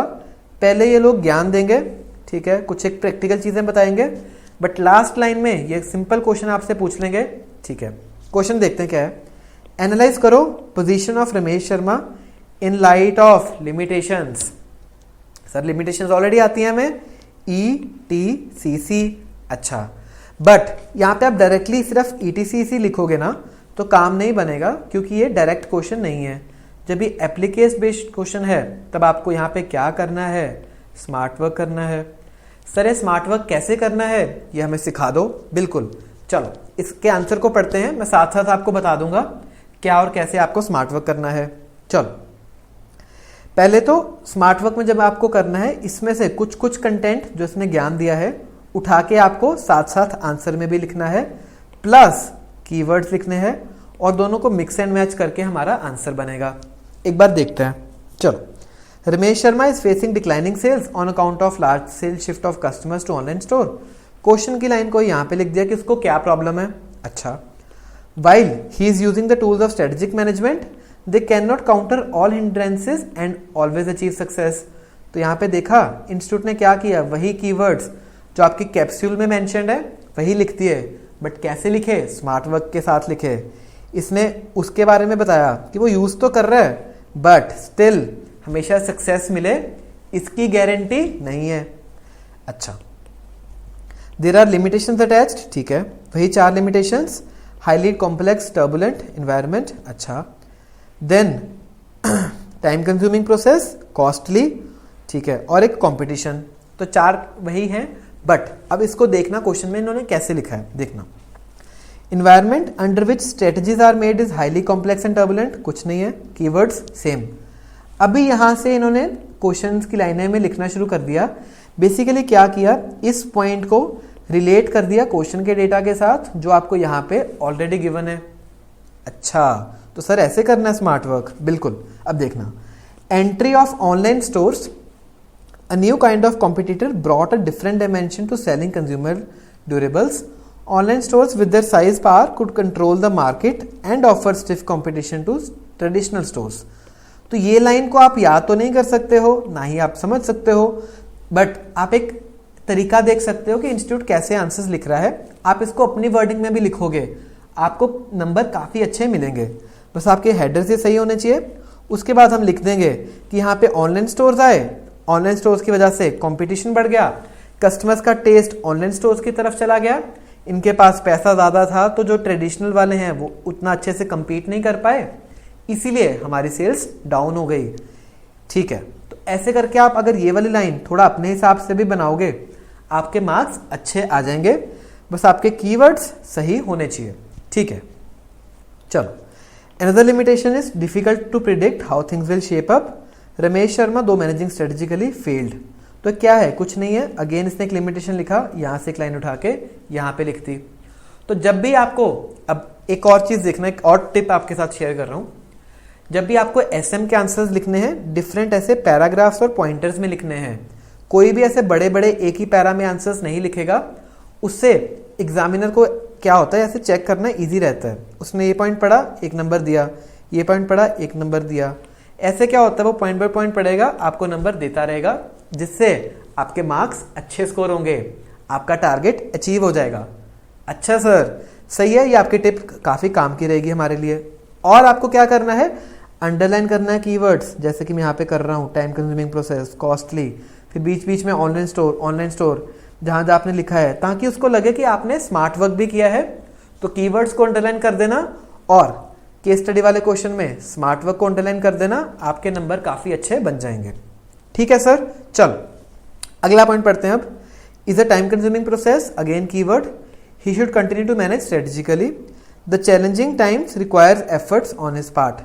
कुछ नहीं, एक जनरल ज्ञान लिख दिया, आप यहाँ पे अपनी तरफ से भी कुछ भी लिख सकते हैं।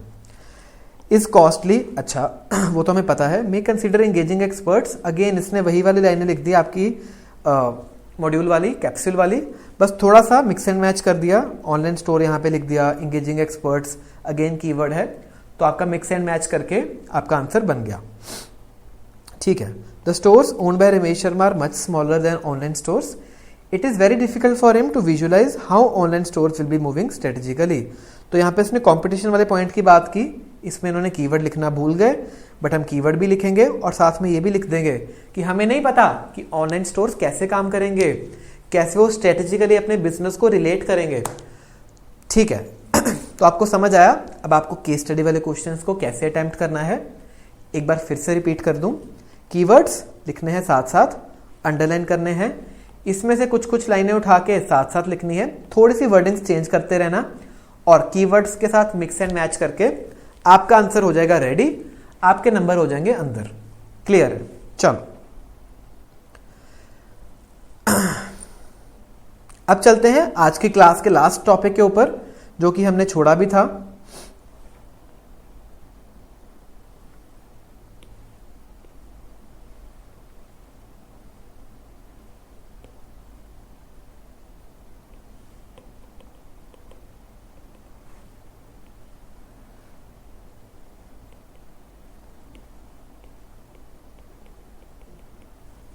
ठीक है, चलो अब शुरू करते हैं अगला कॉन्सेप्ट, जिसका नाम है स्ट्रेटेजिक अप्रोच। सर क्या होता है स्ट्रेटेजिक अप्रोच, पहले तो ये बताओ। अभी तक हमने सीखा कि स्ट्रेटेजी क्या है, कैसे है, मैनेजमेंट क्या होता है, स्ट्रेटेजी क्या होता है, स्ट्रेटेजिक मैनेजमेंट क्या होता है, उनके बेनिफिट्स क्या हैं, उसकी लिमिटेशंस क्या हैं, सब हमने सीखा, साथ साथ में रिवाइज भी किया और क्वेश्चन बैंक में भी देख लिया कैसे क्वेश्चंस आ रहे हैं। ठीक है, अब हम चलते हैं स्ट्रेटेजिक अप्रोच के ऊपर, एक नया कॉन्सेप्ट शुरू करते हैं। ठीक है, स्ट्रेटेजिक अप्रोच आपकी मेजरली दो तरह की हो सकती है, ठीक है। एक तो हो सकती है प्रोएक्टिव, एक हो सकती है रिएक्टिव। मतलब समझना, अब यहां पे आपके जो ये लोग बैठे थे, ये लोग दिमाग चला रहे हैं बैठे कि ये करेंगे वो करेंगे, ठीक है। अभी तक इनकी डिस्कशंस हुई जा रही हैं, ठीक है। हमने कितना कुछ पढ़ के आ गए, ये लोग अभी भी दिमाग चला रहे हैं, डिस्कशंस कर रहे हैं, मीटिंग्स कर रहे हैं, ठीक है।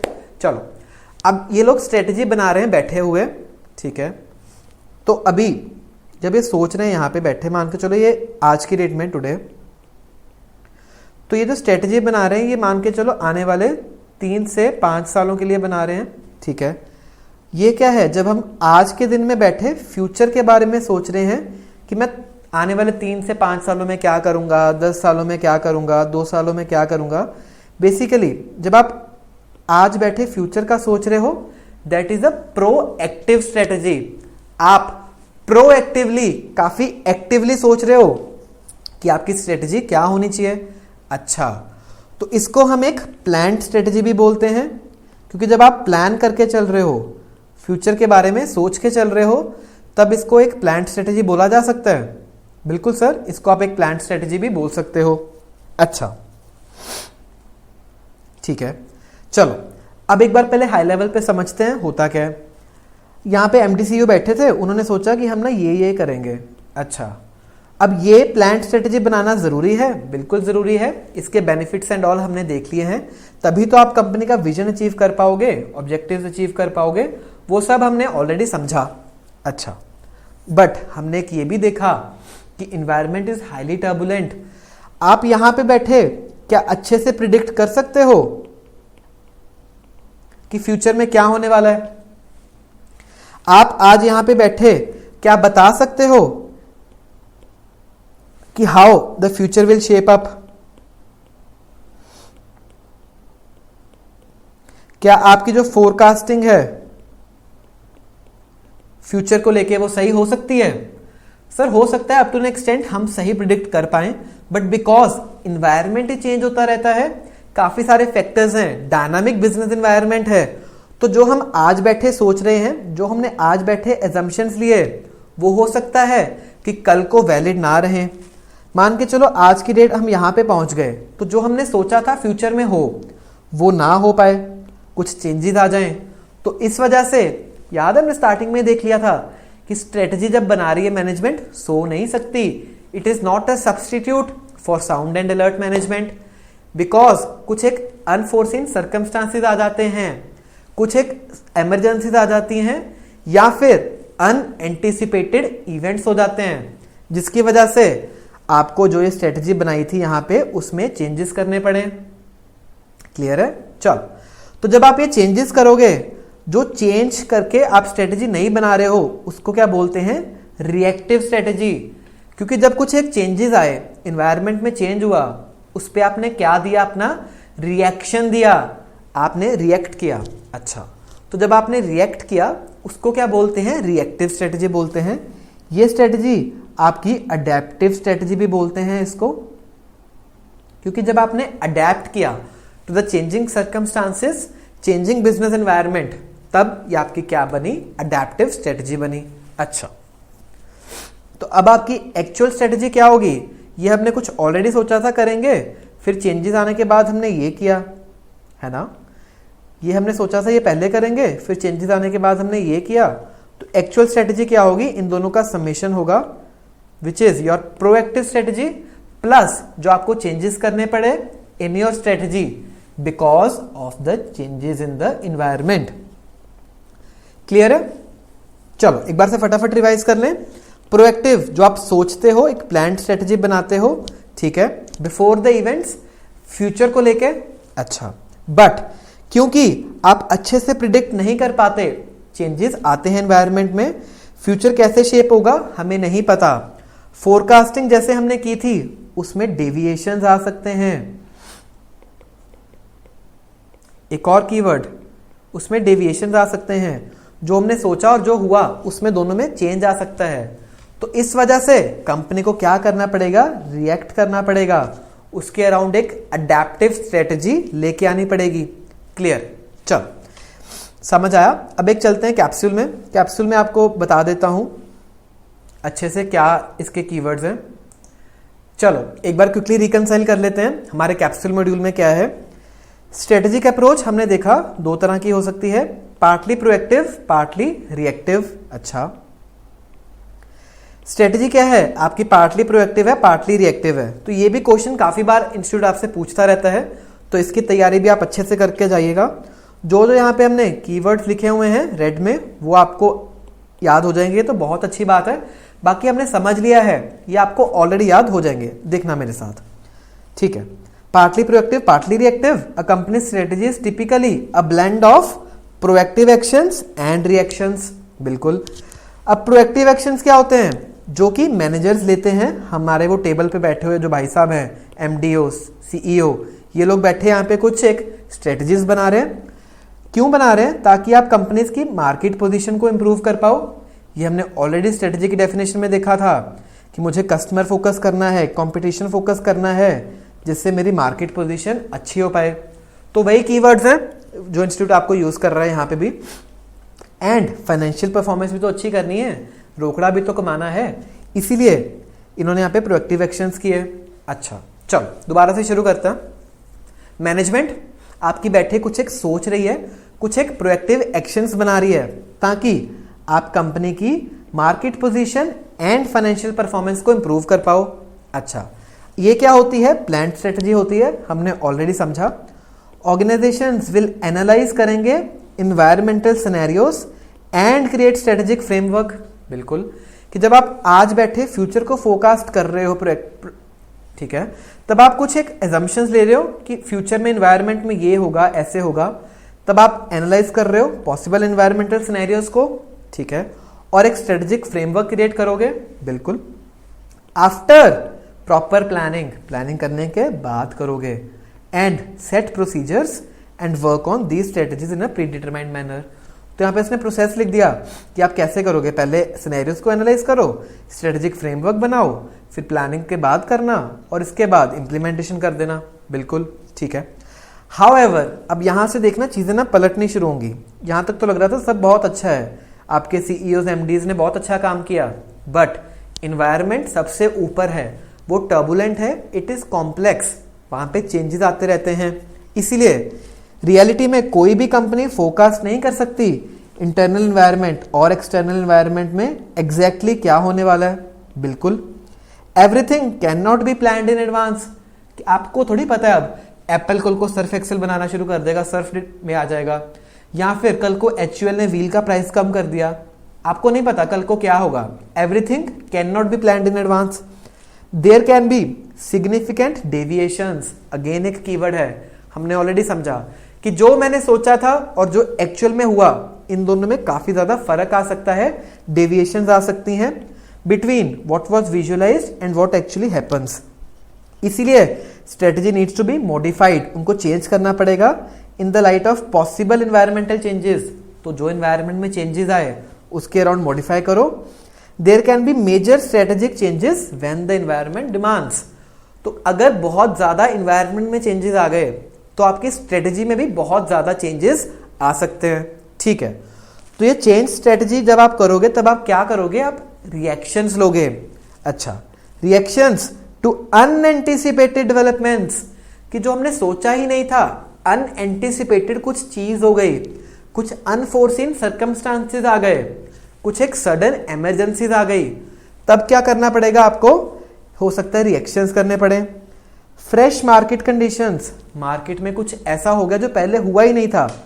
In the dynamic business environment, देखा फिर से वही keyword, dynamic business environment. Okay, reactive strategy करनी पड़ेगी जो कि आपका एक अडेप्टिव रिएक्शन है। बिल्कुल, कैसे ट्रिगर होता है? अगर एनवायरनमेंट में चेंज होगा, जैसे कि हमने प्रैक्टिस शीट पे देखा कि अगर एनवायरनमेंट में चेंज होगा तो मुझे अपनी स्ट्रेटजी में भी चेंज करना पड़ेगा। बिल्कुल, triggered by the changes in the environment and provide ways and means to cope with the negative factors और take advantage of emerging opportunities. तो आपको रिएक्शंस करने पड़ेंगे। अगर तो कोई चीज खराब चेंज हुई, जैसे कि मान के चलो एप्पल ने आके सर्फ एक्सेल बनाना शुरू कर दिया, डिटर्जेंट बनाना शुरू कर दिया, तो आपको अपनी अडेप्टिव स्ट्रेटजी ऐसे बनानी पड़ेगी, रिएक्शंस ऐसे देने पड़ेंगे ताकि आप उसके नेगेटिव फैक्टर्स को कोप कर सको। बट कई बारी ये चेंजेस आपके अच्छे में भी हो सकते हैं। मान के चलो HUL में कल को कुछ कांड हो गया, HUL कंपनी बंद हो गई, तो काफी बड़ा मार्केट शेयर अब खाली हो गया, जो आपके लिए क्या है, एक अपॉर्चुनिटी है। अब आप सर्फ एक्सेल, व्हील, जो भी इनके ब्रांड की सेल थी वो आप खुद कर सकते हो। तो क्या हुआ, चेंजेस सिर्फ बुरे नहीं होते, चेंजेस अच्छे भी हो सकते हैं, अनफोर्सीन सर्कमस्टांसेस अच्छे भी हो सकते हैं। तो इसीलिए आपको एडवांटेज भी लेना पड़ेगा। अगर कुछ इमर्जिंग अपॉर्चुनिटीज आई तो उसका एडवांटेज लेने के लिए भी आप यहाँ पे रिएक्शंस कर सकते हो। क्लियर है। अब एक्चुअल करंट स्ट्रेटजी क्या है, जो कि इन दोनों का ब्लेंड है, प्रोएक्टिव का और रिएक्शंस का। ठीक है, तो ये लाइन भी कभी कभी इंस्टीट्यूट अपने आंसर्स में लिख देता है, बट जो मेजरली इंपॉर्टेंट लाइनें हैं वो आपकी यही वाली हैं, जिनको आपको अच्छे से करके आना है। अच्छा चलो, crafting a strategy 10 involves stitching together, stitch कर रहे हो आप इसको और इसको, proactive strategy based on prior successful experience and then adapting pieces of successful reactions as circumstances surrounding the company situation change और better options emerge, a reactive adaptive strategy. तो कोई लाइन नहीं लिखी, बस इसमें ये लिखा कि जब आप पहले प्रोएक्टिव स्ट्रेटजी बनाते हो अपने सक्सेसफुल एक्सपीरियंस के बेसिस पे, फिर अगर आपकी सिचुएशंस चेंज हो जाए, एनवायरनमेंट चेंज हो जाए, आपको रिएक्शंस करने पड़ेंगे। क्लियर है। चलो, समझ आया अच्छे से। अभी हम क्वेश्चन बैंक में चलेंगे, इंस्टीट्यूट के क्वेश्चंस भी देख लेंगे, प्रोएक्टिव पे क्या आ रहा है, रिएक्टिव पे क्या आ रहा है, एक्चुअल स्ट्रेटजी क्या है। आपको अच्छे से समझ आ जाएगा कि यही चीजें इंस्टीट्यूट भी बार बार लिख रहा है। आपको बस ये कैप्सूल में से ये अच्छे से कर लेना है, आपके एग्जाम्स में मार्क्स बहुत अच्छे आने वाले हैं।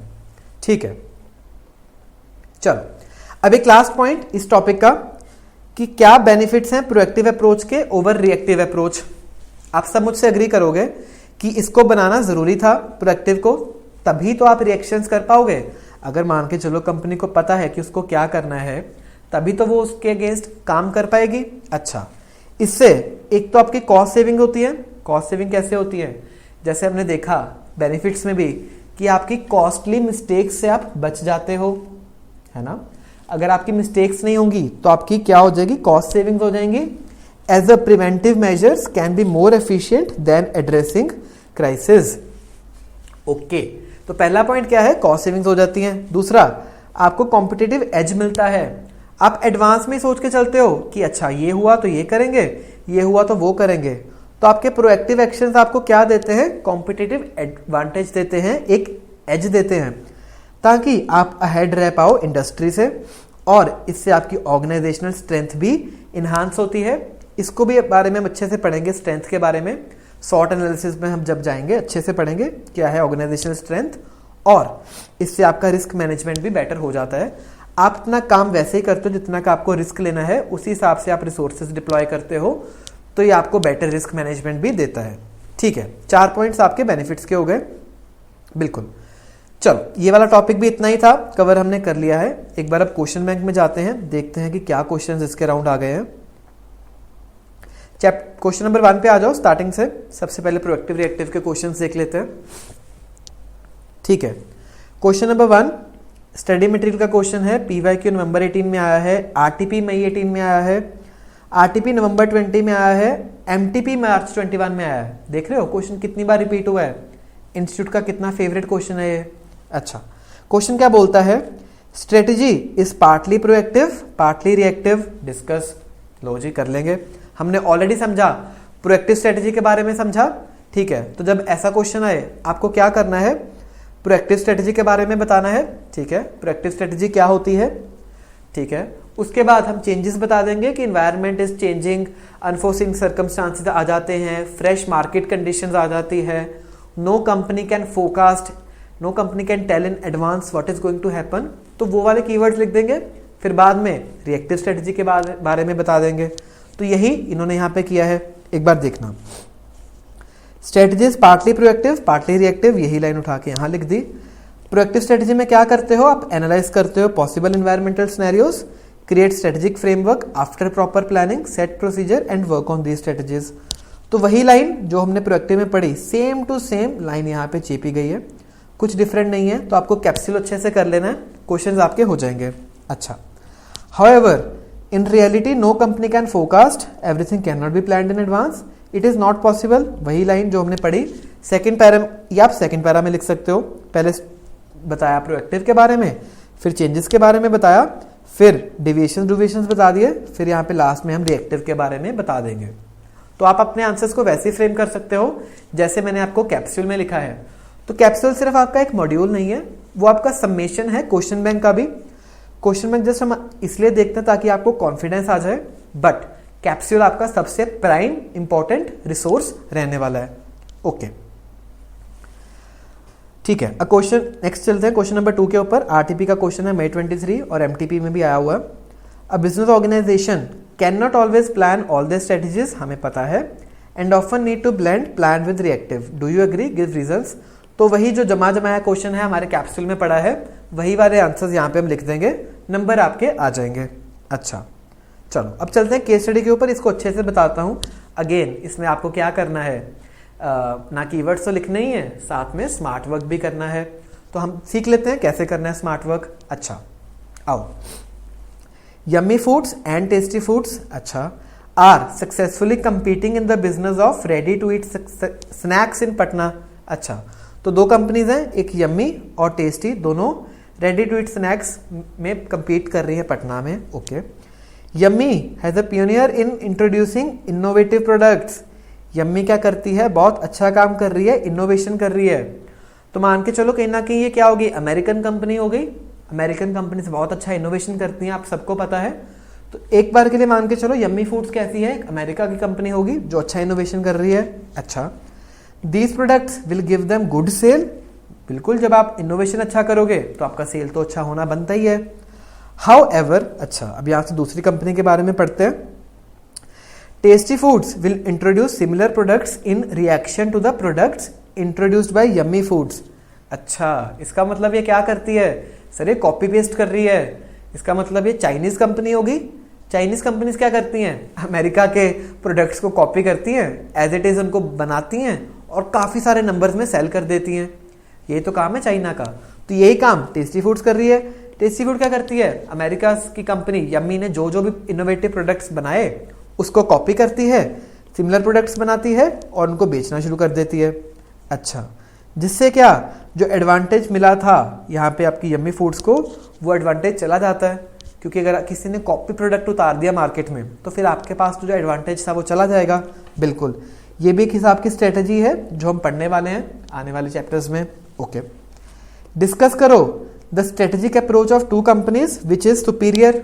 ओके, दो क्वेश्चन, सबसे पहले तो डिस्कस करो, ठीक है। डिस्कस अप्रोच दो तरह की, प्रोएक्टिव, रिएक्टिव। प्रोएक्टिव क्या ऑन कर रहा है, सब बच्चे बताएंगे प्रोएक्टिव कौन कर रहे हैं, सर यम्मी फूड्स कर रही है ना, क्योंकि ये एडवांस में सोच के चल रही है, इनोवेशन के साथ चल रही है। बट ये क्या करती है, जब किसी ने बना लिया तो इसको मजबूरी में, दिल से नहीं चाहती है, क्योंकि उसने बनाया और उसका काम चल पड़ा, इसको मजबूरी में टेस्टी फूड्स को वो प्रोडक्ट्स को कॉपी करना पड़ा, क्योंकि ऑर्गेनाइजेशनल एनवायरनमेंट में चेंजेस आए, तो इसीलिए टेस्टी फूड्स को ये करना पड़ा। तो ये क्या हो गया, एक उनका रिएक्शन हो गया, एक रिएक्टिव स्ट्रेटजी बनेगी। अच्छा, तो इसका मतलब यम्मी फूड्स प्रोएक्टिव, ठीक है, tasty foods reactive. Sir clear है, समझ आ गया। दोस्तों अब आपको क्या करना है, ये तो डिस्कस वाली बात हो गई। अभी जब डिस्कस करना है तो वही जो हमने कीवर्ड्स वहां पे पढ़े थे वही यहाँ पे थोड़े से लिख देने हैं, प्लस यहाँ पे जो लाइनें हैं स्मार्ट वर्क भी इंट्रोड्यूस कर देना है। जहां जहां प्रोएक्टिव लिखोगे यम्मी फूड्स का, वहां पे हम लिख देंगे कि ये इनोवेटिव प्रोडक्ट्स इंट्रोड्यूस करती है जिसकी वजह से इसकी सेल्स ज्यादा होती है। यहां से कुछ कुछ वर्ड्स उठा के नीचे कॉपी कर देंगे, आपके नंबर बहुत अच्छे आ जाएंगे। बाद में विच इज सुपीरियर, हमें पता है प्रोएक्टिव स्ट्रेटजी इज सुपीरियर, उसके चाहे तो आप 4 रीजंस भी लिख सकते हो। और क्यों सुपीरियर, क्वेश्चन में बता दिया, क्योंकि यहाँ पे इसकी सेल्स अच्छी होती हैं because of the proaction. Okay, proactive strategy क्या है, प्लान है, ठीक है। ये वही लाइनें हैं जो हमने पढ़ी हैं, तो एक बार आप अच्छे से देख लेना, ठीक है। अभी यहाँ पे आता है विच इज सुपीरियर, बोलता है कि अगर ऑर्गेनाइजेशन परमिट करती है तो बेटर क्या है, प्रोएक्टिव रहो रादर देन रिएक्टिव, ठीक है। Being proactive such as introducing new products, देखा ये वहीं पे इसने क्वेश्चन की लाइन उठाई, will give you advantage in the mind of customers at the same time crafting a strategy involves, इसने वही वाली अब लाइन लिख दी क्राफ्टिंग अ स्ट्रेटजी वाली, stitching together a proactive intended and then adapting first one piece and then another as circumstances surrounding the company situation change और better options emerge. तो जो वो लास्ट लाइन थी इन्होंने यहाँ पे वही लिख दी है। तो कहीं ना कहीं अगर आपको कैप्सूल के कीवर्ड्स आते हैं तो जो जो भी कीवर्ड्स आते हैं उसको लिख के स्मार्ट वर्क करके आप यहाँ पे आंसर्स बना के आना। और पैराग्राफ इतने बड़े नहीं लिखने हैं, अगेन छोटे छोटे पॉइंट्स लिखेंगे, डिफरेंट डिफरेंट लाइनें बनाएंगे जिससे आपके मार्क्स काफी अच्छे आएंगे, कीवर्ड्स को अंडरलाइन भी करेंगे। सर क्लियर है? चलो अगले क्वेश्चन पे आ जाओ। अगला क्वेश्चन क्या है? अलबेला फूड्स जस्ट बी फूड्स। अच्छा देखते हैं क्या है। एक कंपनी है अलबेला, एक कंपनी है जस्ट बी। ओके, दो companies are successfully competing chain of restaurants in India. ठीक है, तो ये क्या काम कर रही है? रेस्टोरेंट्स में है। Albela are known for their innovative products, sorry Albelas are known for their innovative approach. Again similar सा क्वेश्चन लग रहा है। अलबेला क्या करती है? इनोवेशन करती है जिसकी वजह से रेवेन्यूज अच्छे हैं। On the other hand just be is slow, slow है इसका साबुन, स्लो है, ये लाइफ बॉय नहीं इस्तेमाल करती होगी। अच्छा सर जस्ट बी क्या है? स्लो है in responding to environmental changes. ठीक है, तो अलबेला क्या कर रही है? इनोवेशन कर रही है। जस्ट बी क्या है? स्लो कंपनी है। ठीक है, the initial stages of covid pandemic. अच्छा तो ये क्वेश्चन कब का है? 2020 का होगा जब कोविड-19 नया नया आया था। देख रहे हो पीवाईक्यू का क्वेश्चन है जुलाई 21 का। अच्छा इनिशियल स्टेजेस कोविड-19 में and ensuring strict lockdown had an adverse impact on both the companies. अच्छा तो जब कोविड-19 आया तो रेस्टोरेंट बिजनेस तो आपको पता बंद हो गया, लोग सब घर में बना के खा रहे थे, हेल्दी फूड खा रहे थे, इस वजह से इनकी सेल्स खत्म हुई होंगी। Realising its severity and future consequences Albela Foods immediately, बहुत इंपॉर्टेंट वर्ड है यहाँ पे इमीडिएटली, क्या किया इन्होंने? चॉक आउट किया its post lockdown strategies which includes initiative. तो इन्होंने क्या किया? बिकॉज कोविड-19 आया, चेंजेस आए, इन्होंने फटाफट से अपनी स्ट्रेटेजी बना ली, कॉन्टेक्टलेस डाइनिंग कर दिया, न्यू कैटेगरी ऑफ फूड्स ले आए इम्यूनिटी के लिए ताकि इनकी सेल्स बढ़े। अच्छा सेफ्टी मेजर्स लगा दिए, हाइजीन स्टैंडर्ड्स कर दिए, ऑनलाइन फूड डिलीवरी कर दी, तो काफी कुछ इन्होंने चेंजेस कर दिए, बट ध्यान रखना इमीडिएटली किए, फटाफट से कर दिए। अच्छा अभी जस्ट भी क्या है? ऑलरेडी इसने बताया था एक स्लो कंपनी है।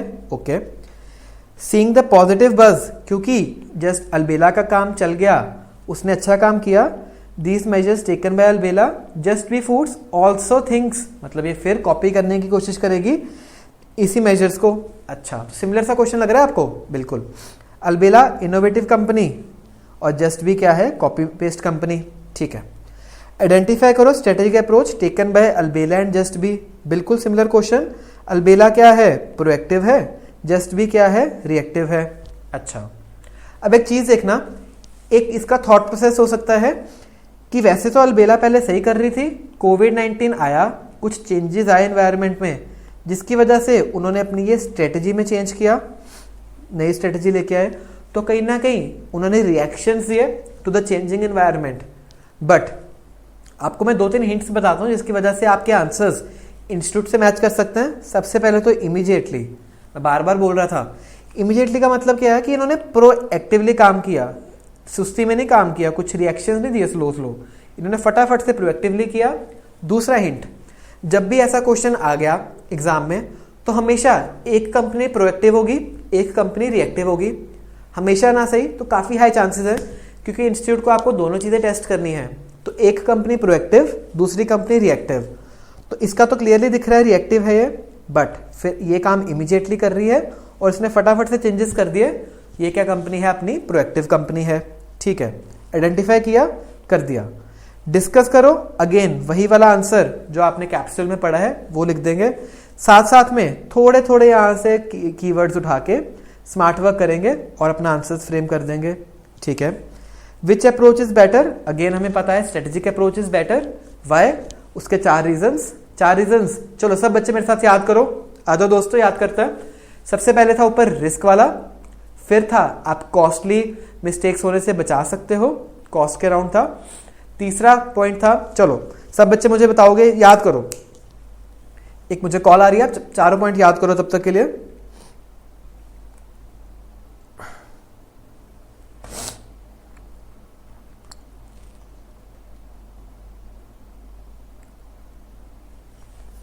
चलो ठीक है, चारों पॉइंट याद करते हैं। सबसे पहला पॉइंट, हमारे पास रिस्क को आप मैनेज कर सकते हो, क्योंकि अगर आपने स्ट्रेटेजिक अप्रोच प्रोएक्टिव रखी तो आप रिस्क को अपने मैनेज करके चल सकते हो। दूसरा पॉइंट, कॉस्ट सेविंग्स होती हैं, आप मिस्टेक्स करने से बच जाते हो, आपकी सेविंग्स होती हैं। तीसरा पॉइंट, आप जब कंपटीशन में जाओगे उनके अगेंस्ट आपको एज मिल जाता है, आप एक बेटर परफॉर्म कर सकते हो, कॉम्पिटिटिव एज रहता है। और लास्ट पॉइंट हमने पढ़ा था ऑर्गेनाइजेशनल स्ट्रेंथ के बारे में, कि आपकी कंपनी की जो स्ट्रेंथ है वो अच्छी हो रही है।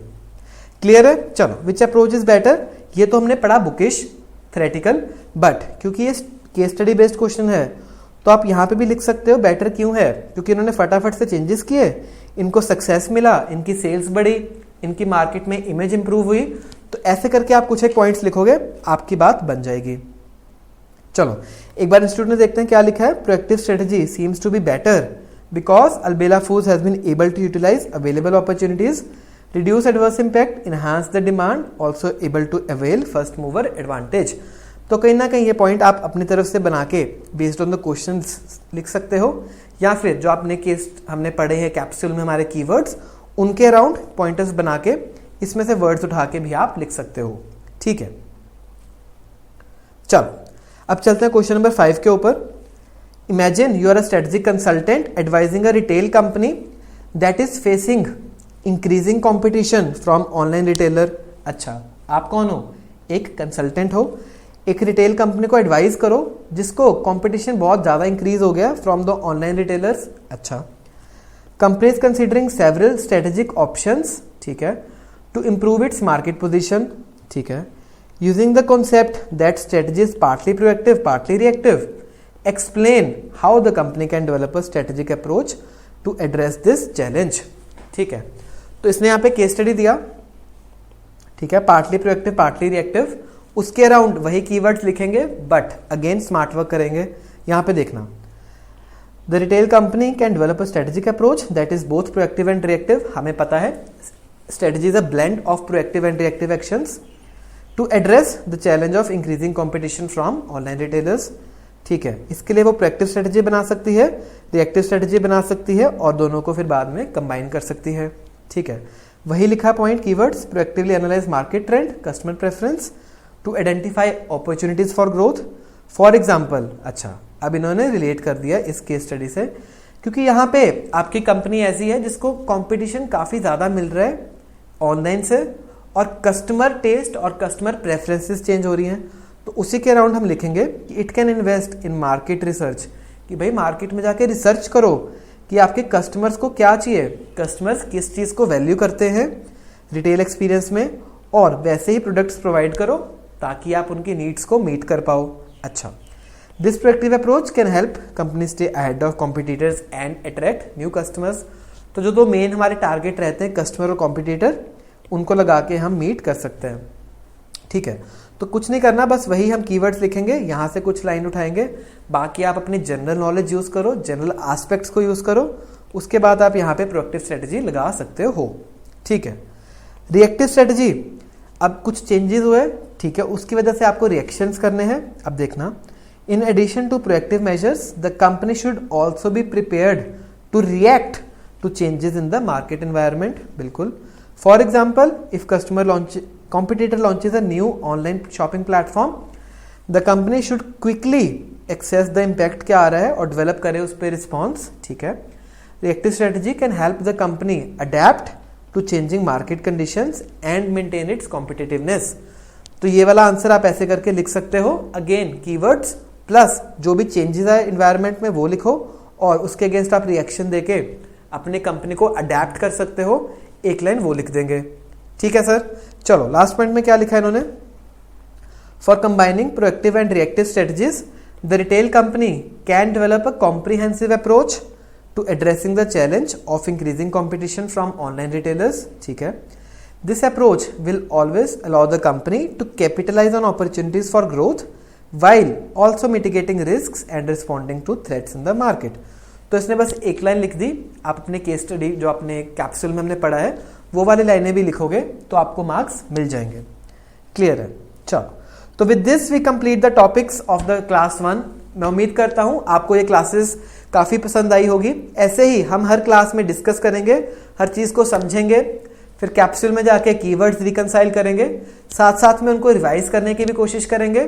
साथ ही हम क्वेश्चन बैंक भी देख लेंगे ताकि आपको पता चले कि कैसे क्वेश्चंस आ रहे हैं, क्या आपको स्मार्ट वर्क करके आना है, क्या आपके लिए कीवर्ड्स इंपॉर्टेंट है, वो भी देखेंगे। फिर धीरे धीरे हम एमसीक्यूज पे भी जाएंगे ताकि आपकी एमसीक्यूज की भी तैयारी हो सके। इसी तरह से ही हर क्लास में मेरे साथ बने रहिए, अपनी एनर्जी, अपनी पॉजिटिविटी को बनाए रखिए। मिलके हम सीए जरूर क्लियर करेंगे। तो चलिए तैयारी सीए की अगली क्लास में दोबारा से शुरू करते हैं। तब तक के लिए आपका होमवर्क क्या है, हमने जो भी पढ़ा उसको एक बार अच्छे से देखो, उसको समराइज करने की कोशिश करो, उसको दिमाग में बिठाओ क्या पढ़ा। ठीक है, ट्राई करो धीरे धीरे थोड़ा सा आप याद करने की भी कोशिश कर पाओ। बाकी हम जैसे कंटिन्यूस रिविजन्स करेंगे, मेरी रिवीजन वीडियोस आपको यूट्यूब पे अवेलेबल हो जाएंगी, तब भी आपकी अच्छे से ये तैयारी वाला पार्ट हो जाएगा।